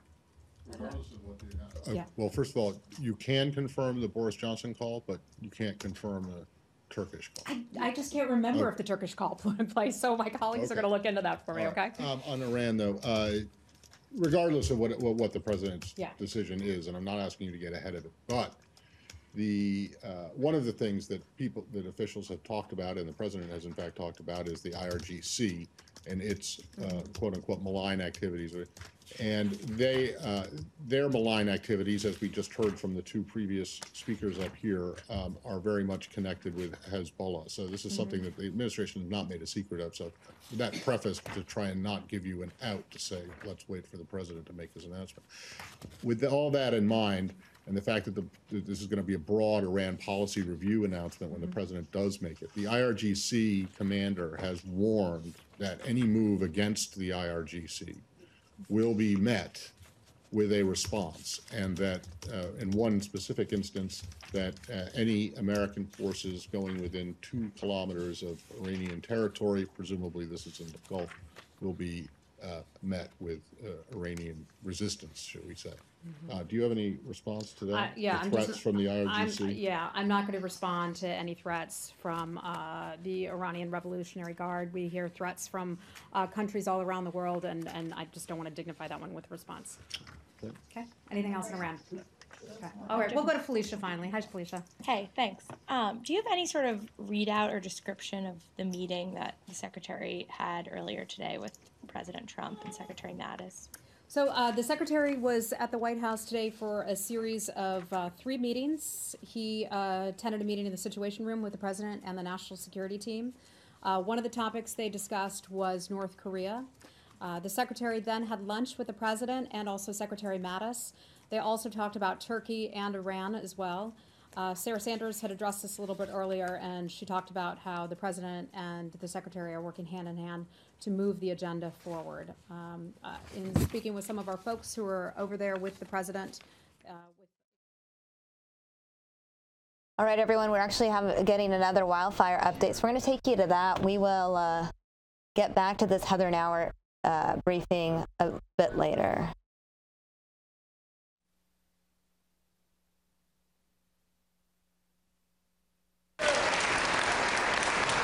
And real quick, the incident management team is in charge of 2 fires, soon to be 3 fires.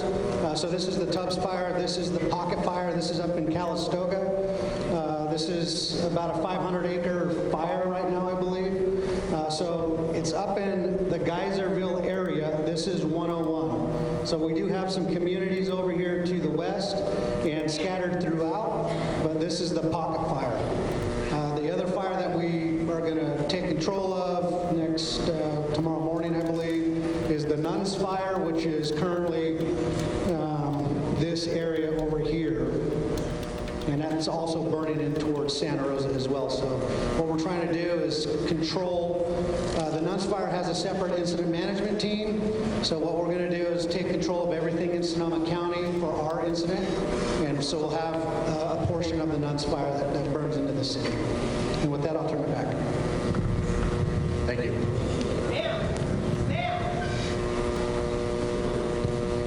Okay, so you guys had significant fire growth the first day.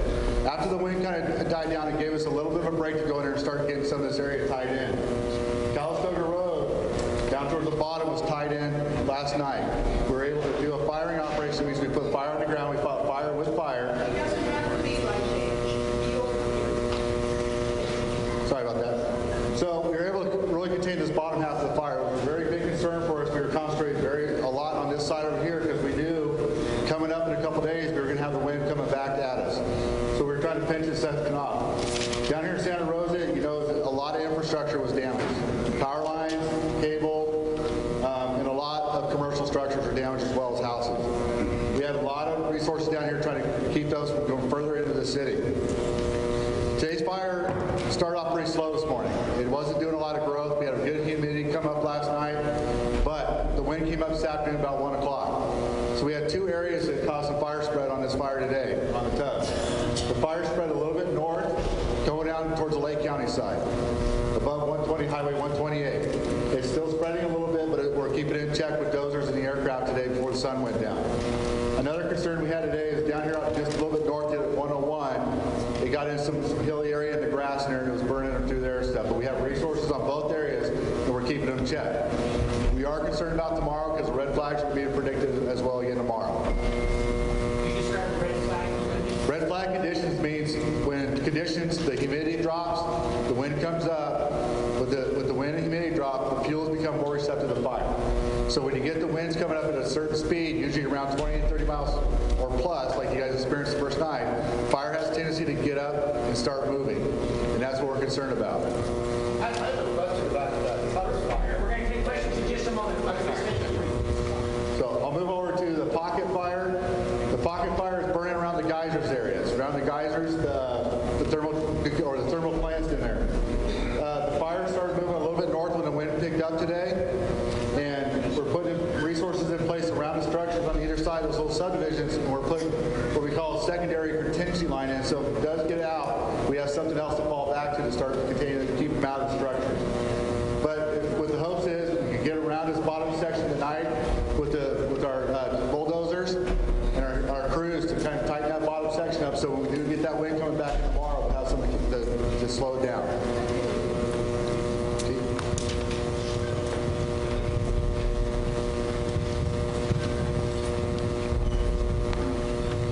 All right. Again, my name is Brad Gabea. I'd like to give you a little history on kind of what happened this week so everybody has a little better understanding of kind of the extreme conditions that the state of California is under. We're faced with, many of you know, 50 to 70 mile an hour winds over a good majority of the North State and parts of Southern California. Literally, in a 2 to 3 hour period, the night before last, we had 7 different counties affected by fire all at once, and not just ordinary fires. Normally we get those same type of fires, but we're able to contain them under 10 acres, and many of you don't ever hear about those. So because of those wind conditions, these fires got out very quickly. And things started off early in the day in Mendocino County, and fires got out of hand pretty quickly. And the local fire departments, the local unit sent resources over to assist in Mendocino County. Butte County then followed with pretty large fires, and so did Nevada County. Shortly thereafter, Napa County and the Atlas Peak fire took off. These fires just happened all in a very close succession with each other, so you can imagine resources going a lot of different directions. So it's one of those things where this fire in itself, if nothing else in the state were occurring, would be a handful the entire state. So that was the situation we're faced with and we're still faced with today. Resources are exhausted statewide. Resources are being brought in from out of state. We're doing the very best we can with the number of bodies that we have and the number of resources we have to prioritize the parts of the fire to try and first protect lives and secondly try and save your homes. And every firefighter out on the line is emotionally attached to that. And many of them just came off the line this morning after about 40 hours straight.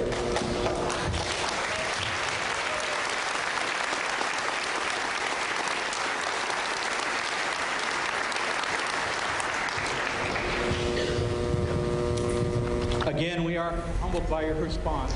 You've been listening to officials there address people in the Santa Rosa area who are concerned about their homes. Some of them have been evacuated, hoping to find out some answers as to exactly the current situation. We heard from a number of officials, including local representatives who were talking about the financial assistance, the federal aid that is going to be coming in. Also hearing from CAL FIRE about the status of the firefight. Also from local officials about how they are protecting those communities and trying to prevent any looting. But as you heard there, CAL FIRE saying this is not a good situation, which I think is quite obvious, saying resources are exhausted statewide. Well, that's giving us a sense of the scope of this fire, and he laid out in fairly dramatic fashion what happened the night before last. He said within a 2 to 3 hour period, they had 7 counties affected by these fires that flared up, and these weren't just small 10-acre fires as he described. These were all major fires all the way up into Butte County, coming down here into the Bay Area, up into Mendocino County. So a wide area. CAL FIRE trying to mobilize and attack all these fires in the middle of the night with the resources they had available. Now more people are coming in. There's 5,000 firefighters on the lines right now, and more firefighters are on their way and more resources. And as he said, some of them coming off several days of work there on the ground. We're going to take a short break, and we will be right back. The death toll, meantime, from the Mendocino County wildfire, should mention now up to 3. What we know about the blaze. All right, everyone, we're going to take you back now to that State Department briefing. I'll dignify that one with a response. Okay. Anything else in Iran? Okay. All right. We'll go to Felicia finally. Hi, Felicia. Hey, thanks. Do you have any sort of readout or description of the meeting that the Secretary had earlier today with President Trump and Secretary Mattis? So the Secretary was at the White House today for a series of 3 meetings. He attended a meeting in the Situation Room with the President and the National Security Team. One of the topics they discussed was North Korea. The Secretary then had lunch with the President and also Secretary Mattis. They also talked about Turkey and Iran as well. Sarah Sanders had addressed this a little bit earlier, and she talked about how the President and the Secretary are working hand in hand to move the agenda forward. In speaking with some of our folks who are over there with the President, the Secretary and the President, that the meetings were described as positive. Did the Secretary have any assurances on his job security? Hold on 1 second. Hold on, Carol. We have Iran, Turkey, and DPRK. That was 2. That was a lunch in the Situation Room. You said there were 3 meetings. Yeah, 3. I have in my notes from my colleagues over there that there were 3 meetings, and perhaps I have in my notes there were 3 meetings. So was there a third from somebody who was sitting there? Did they have there was a third private? The third meeting was with the I don't know. HR department. I don't know. I don't know. I don't know. But I can tell you that the meetings were positive. Okay. Anything else? Did he get any assurances on his job security Well, in this meeting? look, I think the President had talked about this earlier today, in which the President said that that he has complete confidence in Secretary Tillerson. He was asked that question by reporters. The President said yes. The President has a strong relationship with Secretary Tillerson. I think that was made clear last week after their conversations. Okay. Anything else? On that point. This issue of a potential rift was addressed last week by yourself and by Secretary Tillerson and his press availability. Was he disappointed that it was kind of revived by the President's interview in Forbes, where he made his joke about the relative IQ levels? I think the President's allowed to joke. He's allowed to have a sense of humor, as Is that we all all are. it was? Is that all it was seen at? It wasn't seen as kind of a dig or? No, I mean, look, the president is entitled to make jokes. It's a heavy world. It's a tough world, and the secretary is more than fine with that. Heather, Secretary Tillerson said yesterday. Connor, go right ahead. But the president wasn't joking on Saturday night when he said that he wishes Secretary Tillerson would be tougher. What did the secretary make of those remarks? I think I've sat in plenty of meetings with the secretary, and I've seen him be very tough on situations. So he exactly what the president was referring to, I don't know. I don't know, but I can tell you firsthand that the secretary can be very, very tough. One more question though. Does the secretary agree with his ally and friend Bob Corker that the president's tweets on foreign policy have undermined and hurt the United States' credibility? Senator Corker is certainly allowed to have his own opinions. We can certainly look at some of the work that this administration has done, and we've seen success. We've seen success on the issue of North Korea as we've been moving toward our peaceful pressure campaign. We continue to forge ahead on that. We are seeing success elsewhere around the globe, success against ISIS. So Senator Corker is allowed to have his own opinions, and I'm just going to leave it at that. Senator Corker said that he spoke to Pardon me? Senator Corker said he spoke to Secretary Tillerson yesterday at length. Can you confirm that they did speak and that the secretary relayed that he doesn't agree with Senator Corker? I don't have a readout of that call. Secretary Tillerson said last week that they are working on some options for the president in case, as an alternative to staying in the Iran deal. Is it safe to assume 5 days before the certification that the secretary has submitted his alternatives to the president? I know that there are a few plans that have been discussed and a few different options and arrangements, as any president would have his national security team weigh in with some different arrangements about how certain things could be constructed and how certain things would work. Does the secretary feel the need to prove with some kind of metric how smart he is? Does he feel like he's in competition with the president or other members of the cabinet as to who's smarter? No, Matt. Okay, thank you. Okay. Just back Hi, Alicia. Former President Jimmy Carter offered to go to North Korea to speak with Kim Jong-un. Is the State Department planning to help facilitate such a meeting? And if not, will you grant him a waiver to go to North Korea? Yeah, one would certainly need a waiver to go to North Korea. That is for sure. Former President Jimmy Carter has been there on numerous occasions, not on behalf of the U.S. government, but he has held talks, and he's not. If he were to go over there, it's not with the send-off of the U.S. government. But you would grant him a waiver? I don't know. I don't want to forecast or get ahead of that. I'm just not sure. When you say send up, do you mean that they're not going? He's not going on behalf of the U.S. He's not going on behalf of the U.S. government if he were to be going. But if he were to be going, would you oppose such a visit, or do you think he could have? He does have, as you pointed out, he does have relations and talked to them in the past. So would you kind of lump this in the Americans shouldn't be going, or this is a former president that might be able to do something, even if it's not on behalf of the US ultimate decision about that would be above my pay grade, so I don't want to weigh in on that one. And part of that would be, the whole granting of the visa waiver, and so I would not be involved in that. That would be another department. Okay. Hi, Danny. You're way back there today. Yeah.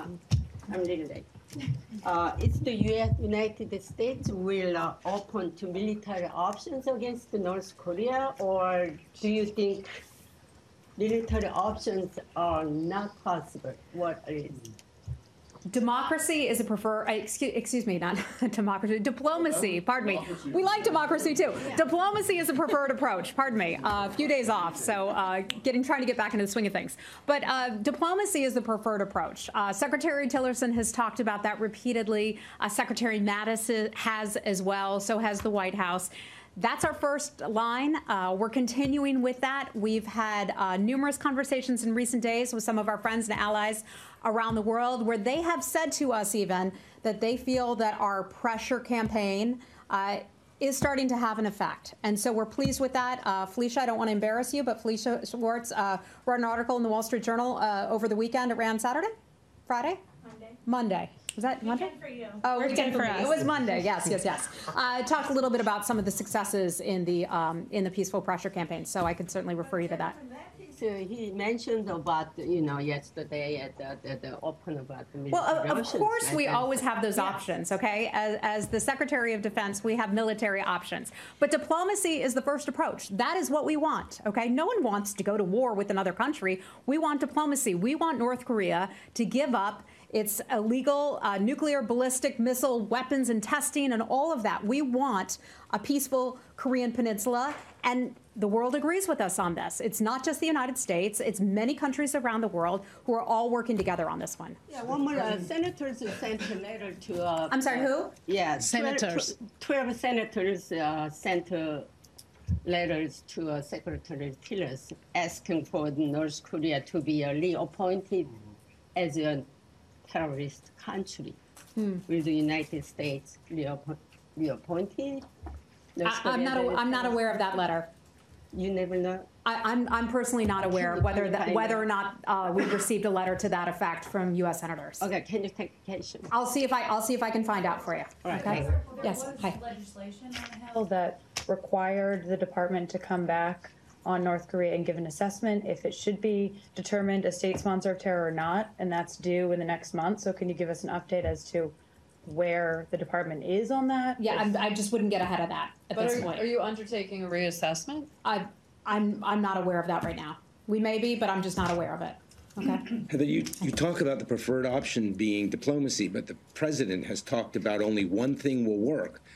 Is that diplomacy, or what was he referring to? The president has talked about diplomacy, and he has talked about how the secretary has been pushing ahead with that, and Secretary Mattis has as well. So no one prefers the military response, but that is there to back us up if our allies would need it or if we would need it. So, but on Saturday, he talked about how 25 years of agreements have not worked with North Korea, and then he adds only one thing will work. So does that mean it's diplomacy, which he seems to be disparaging in his comments? I think what the president was talking about is some of the past actions have not worked, where we've just talked and talked and talked and talked, and North Korea hasn't lived up to some of the things that it was supposed to. We would give things to North Korea in exchange for good behavior, and that good behavior, in fact, never really materialized. So I think I don't want to interpret the president's comments. I could refer you to the White House for more on that. Okay. In the past few days, do you have any readouts of such recent conversations? I do not, but I know that those conversations have been taking place. With which countries? Let me get back to you on that. Okay. Okay. All right. Hey. To Venezuela, are we? I'm sorry? Can we go to Venezuela? Are we done with North Korea? I'm sorry. We're going. Where do you want? Venezuela. Venezuela. Are we ready to go there? Certainly. Yes. Go ahead. Right. Do you have anything on the visa denial of the ousted Attorney General Luisa Diaz? She said that she has proof of corruptions at the highest level of the Maduro administration. Yeah, so visa applications and those are confidential. So no matter who it is or what the cause is, that's something that we don't comment on. I think we've talked about that before. They're confidential under a federal law. Overall, though, corruption in Venezuela, and we haven't talked about Venezuela much recently, human rights abuses, economic, financial mismanagement in North Korea. The move away from democracy has been a tremendous concern to ours. The humanitarian situation in Venezuela is horrific. It's something that our folks are following very closely. The Maduro regime continues to impose needless suffering on the Venezuelan people. Secretary Tillerson and Vice President Pence have been extremely focused on this situation, so we continue to monitor and watch it. She's also seeking political asylum in the United States. Is the State Department in communication with other federal agencies? I don't have any information for you on that. Okay. And her allegation was quoted in the human rights report by the State Department in the past, but not in these years. Why is the change? I'm not aware of that. Okay, sorry. Felicia, go right ahead. We have a Wall Street Journal reporter who was convicted. I don't know if you're familiar with the case, but I can explain after if not, but she was convicted by a Turkish court of engaging in terrorist propaganda for an article she wrote 2 years ago for the Wall Street Journal. I'm not aware of this. Ilhan and I have talked quite a bit about Ilhan's Turkish reporter over here about reporters that he knows and has knowledge of who have been detained. charges- We haven't yeah. talked about this one before, so this is new to me. She was convicted today. The Oh, she was convicted today. The charges were just made public. I can circle back with you offline, And but I don't know. Yeah, let's talk about that after. Is she Okay. American citizen? I think she's Turkish Finnish, but she's employed by the paper. I'm not 100% sure. Okay, thanks for bringing that to my awareness, but let me see what we can get for you on that, okay? Okay, okay. Last topic, we'll go to Cuba. Please. Okay, hi. Do you have any updates about Cuba's attack? And I think last week, maybe the Cuban embassies had just leave all of those officials, the diplomats that you asked them to do. So what's the next move that the U.S. government is thinking about? I'm not going to get ahead of what the U.S. government may or may not do. We have an ongoing investigation that's being spearheaded out of the United States with our best investigators on that, so they continue to move ahead with that investigation. We still don't know who is responsible, and we still don't know what is responsible for the injuries of our American staff. Okay. Steve, you want? Yeah. CBS News, of course, spoke with one of the victims in the attacks who claims the State Department handled this, quote, poorly. Do you think the majority of the victims are satisfied with the way the State Department has offered them initial care and has responded to this? Yeah, I was just speaking with one of our colleagues who served down there in Cuba and is recently back here in the United States. And I asked this person that very question. How do you feel that we responded? And I've asked numerous of my colleagues that very question. I mean, we all care deeply about how our folks are doing down there. And I asked the question, do you feel supported by us? Do you feel that we were quick enough to respond? And the answer I got back was yes. As soon as the State Department knew what was going on, as soon as the State Department started to figure out a pattern, because as you recall, we talked about this before, we didn't know what was, well, we still don't know what is affecting people, but it took a while to put this together because the symptoms were so different. But this person said to me, once we figured out a pattern, yes, the State Department was extremely responsive. This person said to me that I'll say they, so it's not a he or she, never felt the pressure to stay in Cuba, although they wanted to make it clear that they wanted to serve down there. These folks love what they're doing. They feel a real dedication to the mission, to our mission down there in Cuba, the activities that they're involved with on behalf of the U.S. government with local Cubans, and they were encouraged by the State Department to come forward. Please get tested if you feel like you've had some sort of symptoms or something. So I would say, to answer your question, yes. Perhaps there's an individual who doesn't agree with that, but by and large, our people feel supported by us. And just quickly, there was a security message, obviously, that came out on Friday with specific warnings about 2 hotels there. Sources say these hotel attacks began as early as February. Why is this security message just coming out now? I don't have the actual timeline in front of me that lays out when attacks took place at different locations. And I'm not even sure that is something that we're making public. But once we started to figure out what this was all about and started to investigate and realized that we were not able to protect our people, that's when the Secretary made what some would say was a tough decision. I think if you ask the Secretary, he would say it was not a difficult decision. This is a man, we've talked about this here before, who starts the meetings out literally every day with, are our people safe? And our diplomatic security will go around the room and talk about where our people are in certain parts of the world and how are they doing? Are they safe? Has there been an attack somewhere? Are people sick? Was there a car accident? All of that.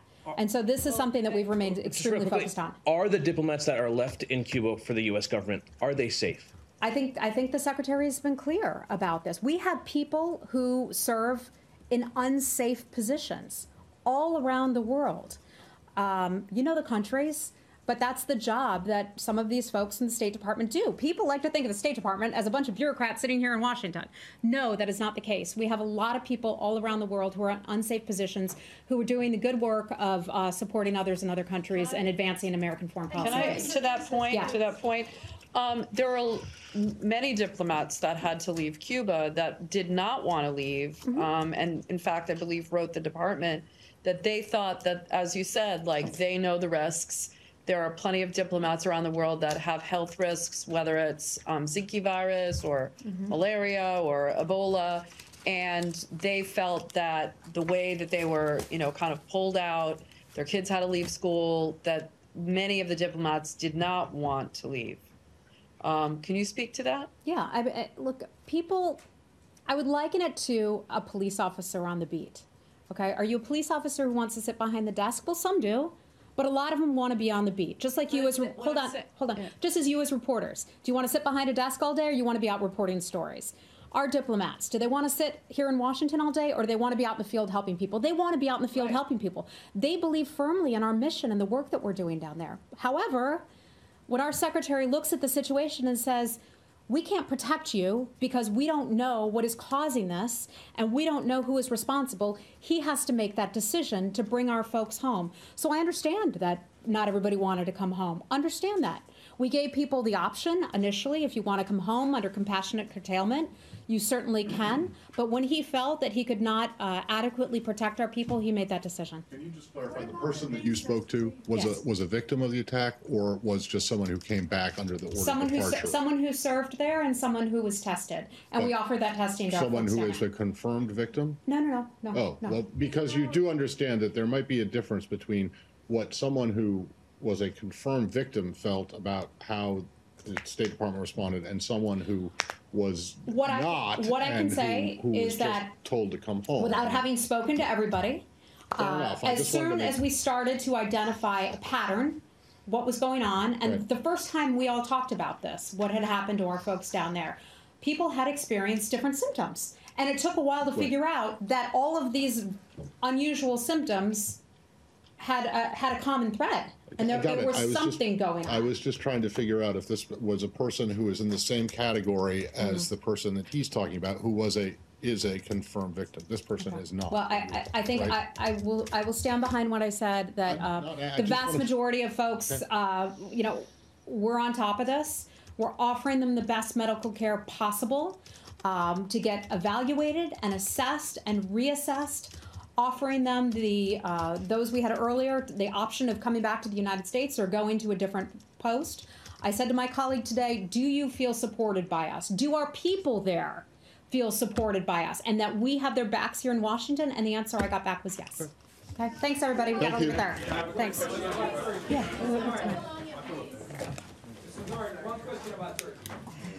We did turn.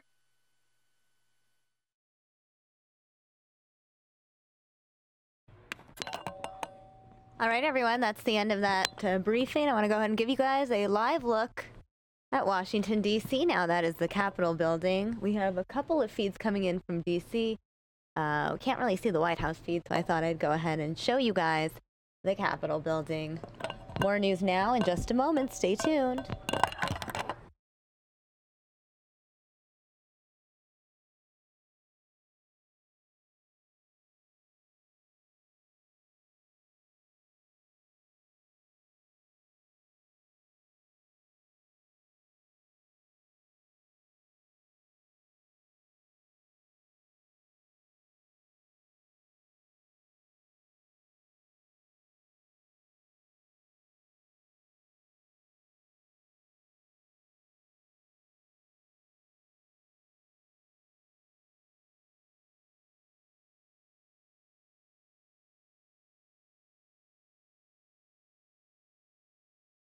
Federal authorities. They're moving those resources to shelters right now. But FEMA doesn't have firefighters, no, which is really what we need. Right, and that's what I think most people in those areas are sort of seeking, right? They want to see some progress made on the fires themselves. The water, the shelter, that's all great. But when your home is still standing and your neighbor's isn't and the flames are still approaching, they're worried. No question about it. And the difficult part is we've never seen anything like this. Sure. I mean, we talk about the Oakland firestorm and how bad that is. We're fast approaching that in terms of, devastation, loss of life, the financial impact, the economic impact here. So, how do you staff for something that's so dramatic like this? You just couldn't afford to. Well, you're talking about the Oakland Hills firestorm. As I recall, it was 3,000 homes and 20 dead. We're already well over 1,500 homes just in the Santa Rosa area, and we're not counting Napa, Lake, and Mendocino counties. We're at 17 dead today. The sheriff's office has not released information on anything about how these people unfortunately died, but we have been told that that death toll could go higher because, so tell us how that works. As a firefighter, after the fire has passed, you go through all of these homes that have been destroyed and look for potential victims? It depends if you're assigned to do structure protection, protecting homes and businesses, if you're working in the fire line, things like that. What we're hoping for is that most of the people have evacuated those areas. And you're going to be able to triage which buildings, which homes you're going to try and save, and then you're going to move to the next ones. Ultimately, they're in a firefight, so they're trying to take care of that. If they see somebody trapped, they're going to help them, of course. But after the fact, and I think that's where the unknown information comes in here, is that there's a lot of areas that we haven't been able to get people back into because it's not safe. And I don't necessarily mean residents or survivors. I mean officials, police, coroner, etc. They've got to get in there and take a look, but they haven't been able to do that yet. All right. Mark Naveau, thanks for joining us. Appreciate it. Thank you. Welcome. A lot to talk about. President Trump today, as I mentioned, approved California's disaster declaration as a result of the destructive wildfires burning across the state. Mr. Trump at the White House today honoring the 2017 Stanley Cup Championship Pittsburgh Penguins. But before congratulating the team on its second consecutive championship, he did take a moment to reflect on what's been a very difficult few weeks for the United States. The tremendous loss from both Hurricanes Harvey and Irma and Maria to last week's tragic shooting in Las Vegas, and now the ongoing battle with more than a dozen wildfires here in California. I spoke with Governor Brown last night to let him know that the federal government will stand with the people of California, and we will be there for you in this time of terrible tragedy and need.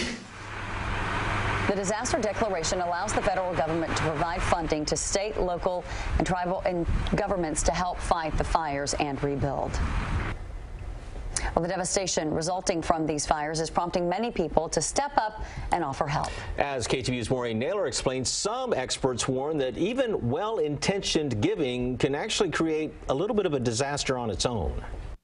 Seeing these images of family homes in the North Bay reduced to ashes has inspired others to take action. Gosh, who wouldn't want to help? Oh, wow. The outpouring of support for fire victims and their furry friends has already started. 10 bags of horse feed and a bag of dog food. At the Santa Clara County Fairgrounds in San Jose. Just put them over here by the post. We're just getting started. This longtime 4-H volunteer who's been watching the fire coverage Tuesday afternoon started collecting animal feed donations. I already have 3 different families who offered to drive stuff up to Sonoma County Fairgrounds. They currently have over 300 horses, and they're expecting many, many more. While one evacuation shelter is still asking for items, including diapers and dog food, others are saying thanks, but no thanks. One example, Sonoma County tweeting evacuation centers are not able to accept donations of prepared food. They're already suffering psychologically. San Jose State professor Francis Edwards spent 14 years as the director of emergency services for the city of San Jose and teaches about emergency management. She recommends giving money to an established charity, saying it has 2 advantages. One is that they can buy in bulk, and so they get greatly reduced prices over what you would pay if you went to the store to buy something for the victims. The other advantage is that because they're working with the victims every day, they know exactly what's needed. She says victims often feel a loss of control after losing a home, and what helps empower them afterwards is putting their own house back together. It's much better to give money because that money then can be directed toward whatever that person really needs. Edwards says well-intended donors can actually cause a secondary disaster by dropping off unneeded items, which then have to be disposed of, which is why she recommends giving money to a charity that you know of, or one backed by a church, or even gift cards. In the San Jose studio, Maureen Naylor, KTVU Fox 2 News. A retired Santa Rosa couple loses everything in the wildfire. Coming up, what they did as they fled their home that has neighbors calling them heroes. An increase in fire danger on the way for Wednesday. I'll have a look at the current conditions, what you can expect for tomorrow and the rest of the week coming up.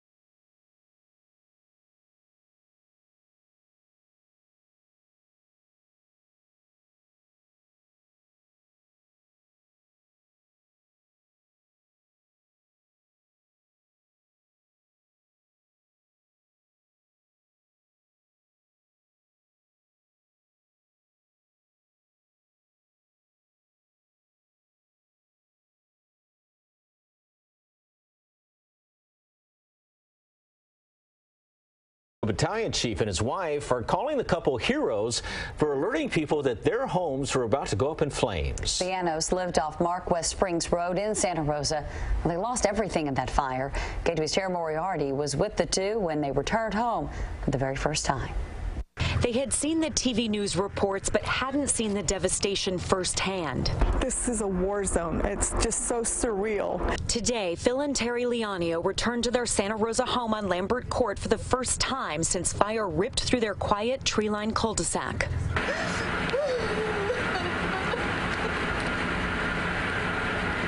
The couple is overcome with emotion, seeing the place they've called home for nearly 30 years burned to the ground. Oh, I don't recognize anything. I mean, to me, I feel like I'm in another world because this was my home, you know, and it's gone.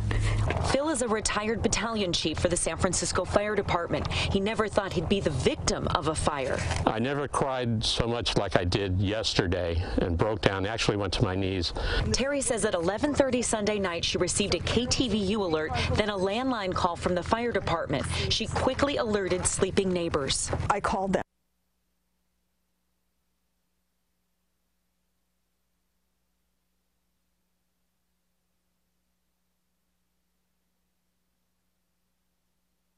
I called them on their cells, and then in turn, it was a ricochet effect. Phil rescued his elderly neighbor with no time to spare. We left without anything except this shirt, these pair of pants. I feel like I'm in another country.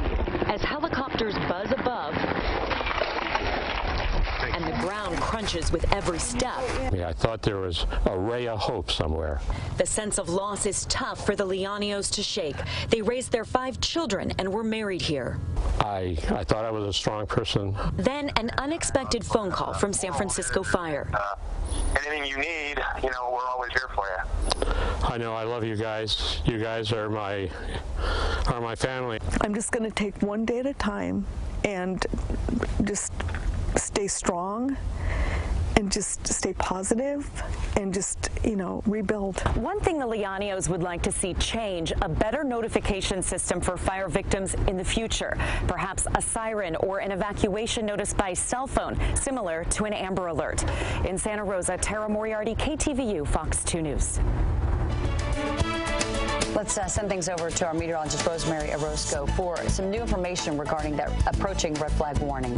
Yes, it looks like those winds will begin to shift and pick up as we get into the overnight hours. Air quality is going to be a tough one once again as we get into your Bay Area Wednesday. This picture taken from our colleague Henry Lee in the North Bay a little bit earlier today, and I expect we're going to see that, perhaps even conditions just a little bit worse, because the winds coming from the north means it's going to push the smoke downward towards the Central Bay as well as the South Bay as we get into Wednesday. So the smoke advisory for Wednesday with air quality. Today, some areas like the inner East Bay and the Santa Clara Valley, air quality was moderate. It wasn't healthy, but it was the shade of yellow. Tomorrow, everybody except for the North Bay in the orange. That means if you are susceptible to the pollution and the smoke, respiratory issues, if you have asthma, this is something to consider. And really everybody needs to consider this. I know school children have been kept indoors. Sports practices have been canceled.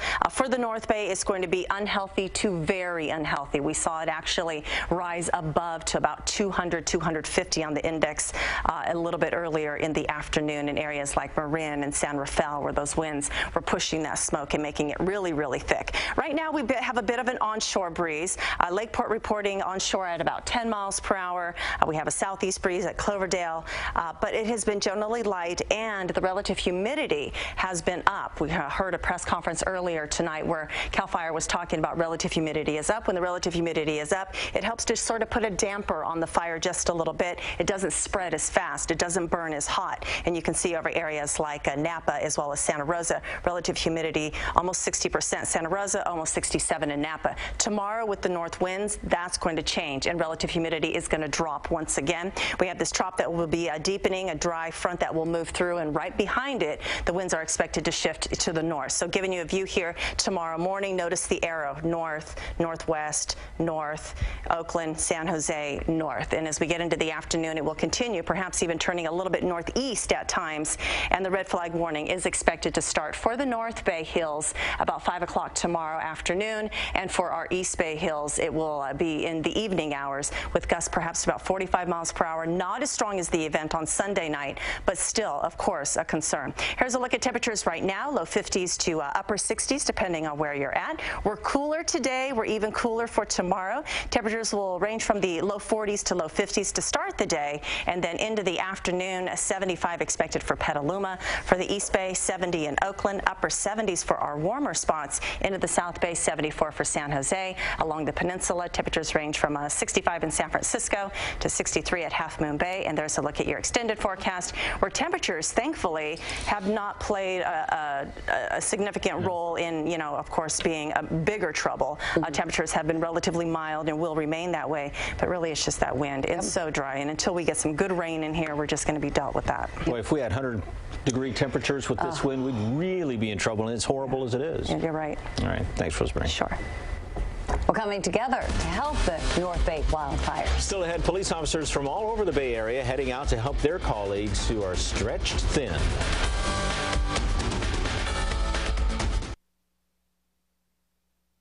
Whether you want to surf, whether you want to run, or whether you want to soak up the sun, your plans depend on Bay Area weather. And you can depend on us to tell you all about it. Going to be very breezy, especially at the coast. Real heat going on around here, high fire danger. KTVU Fox 2 is the Bay Area's weather authority.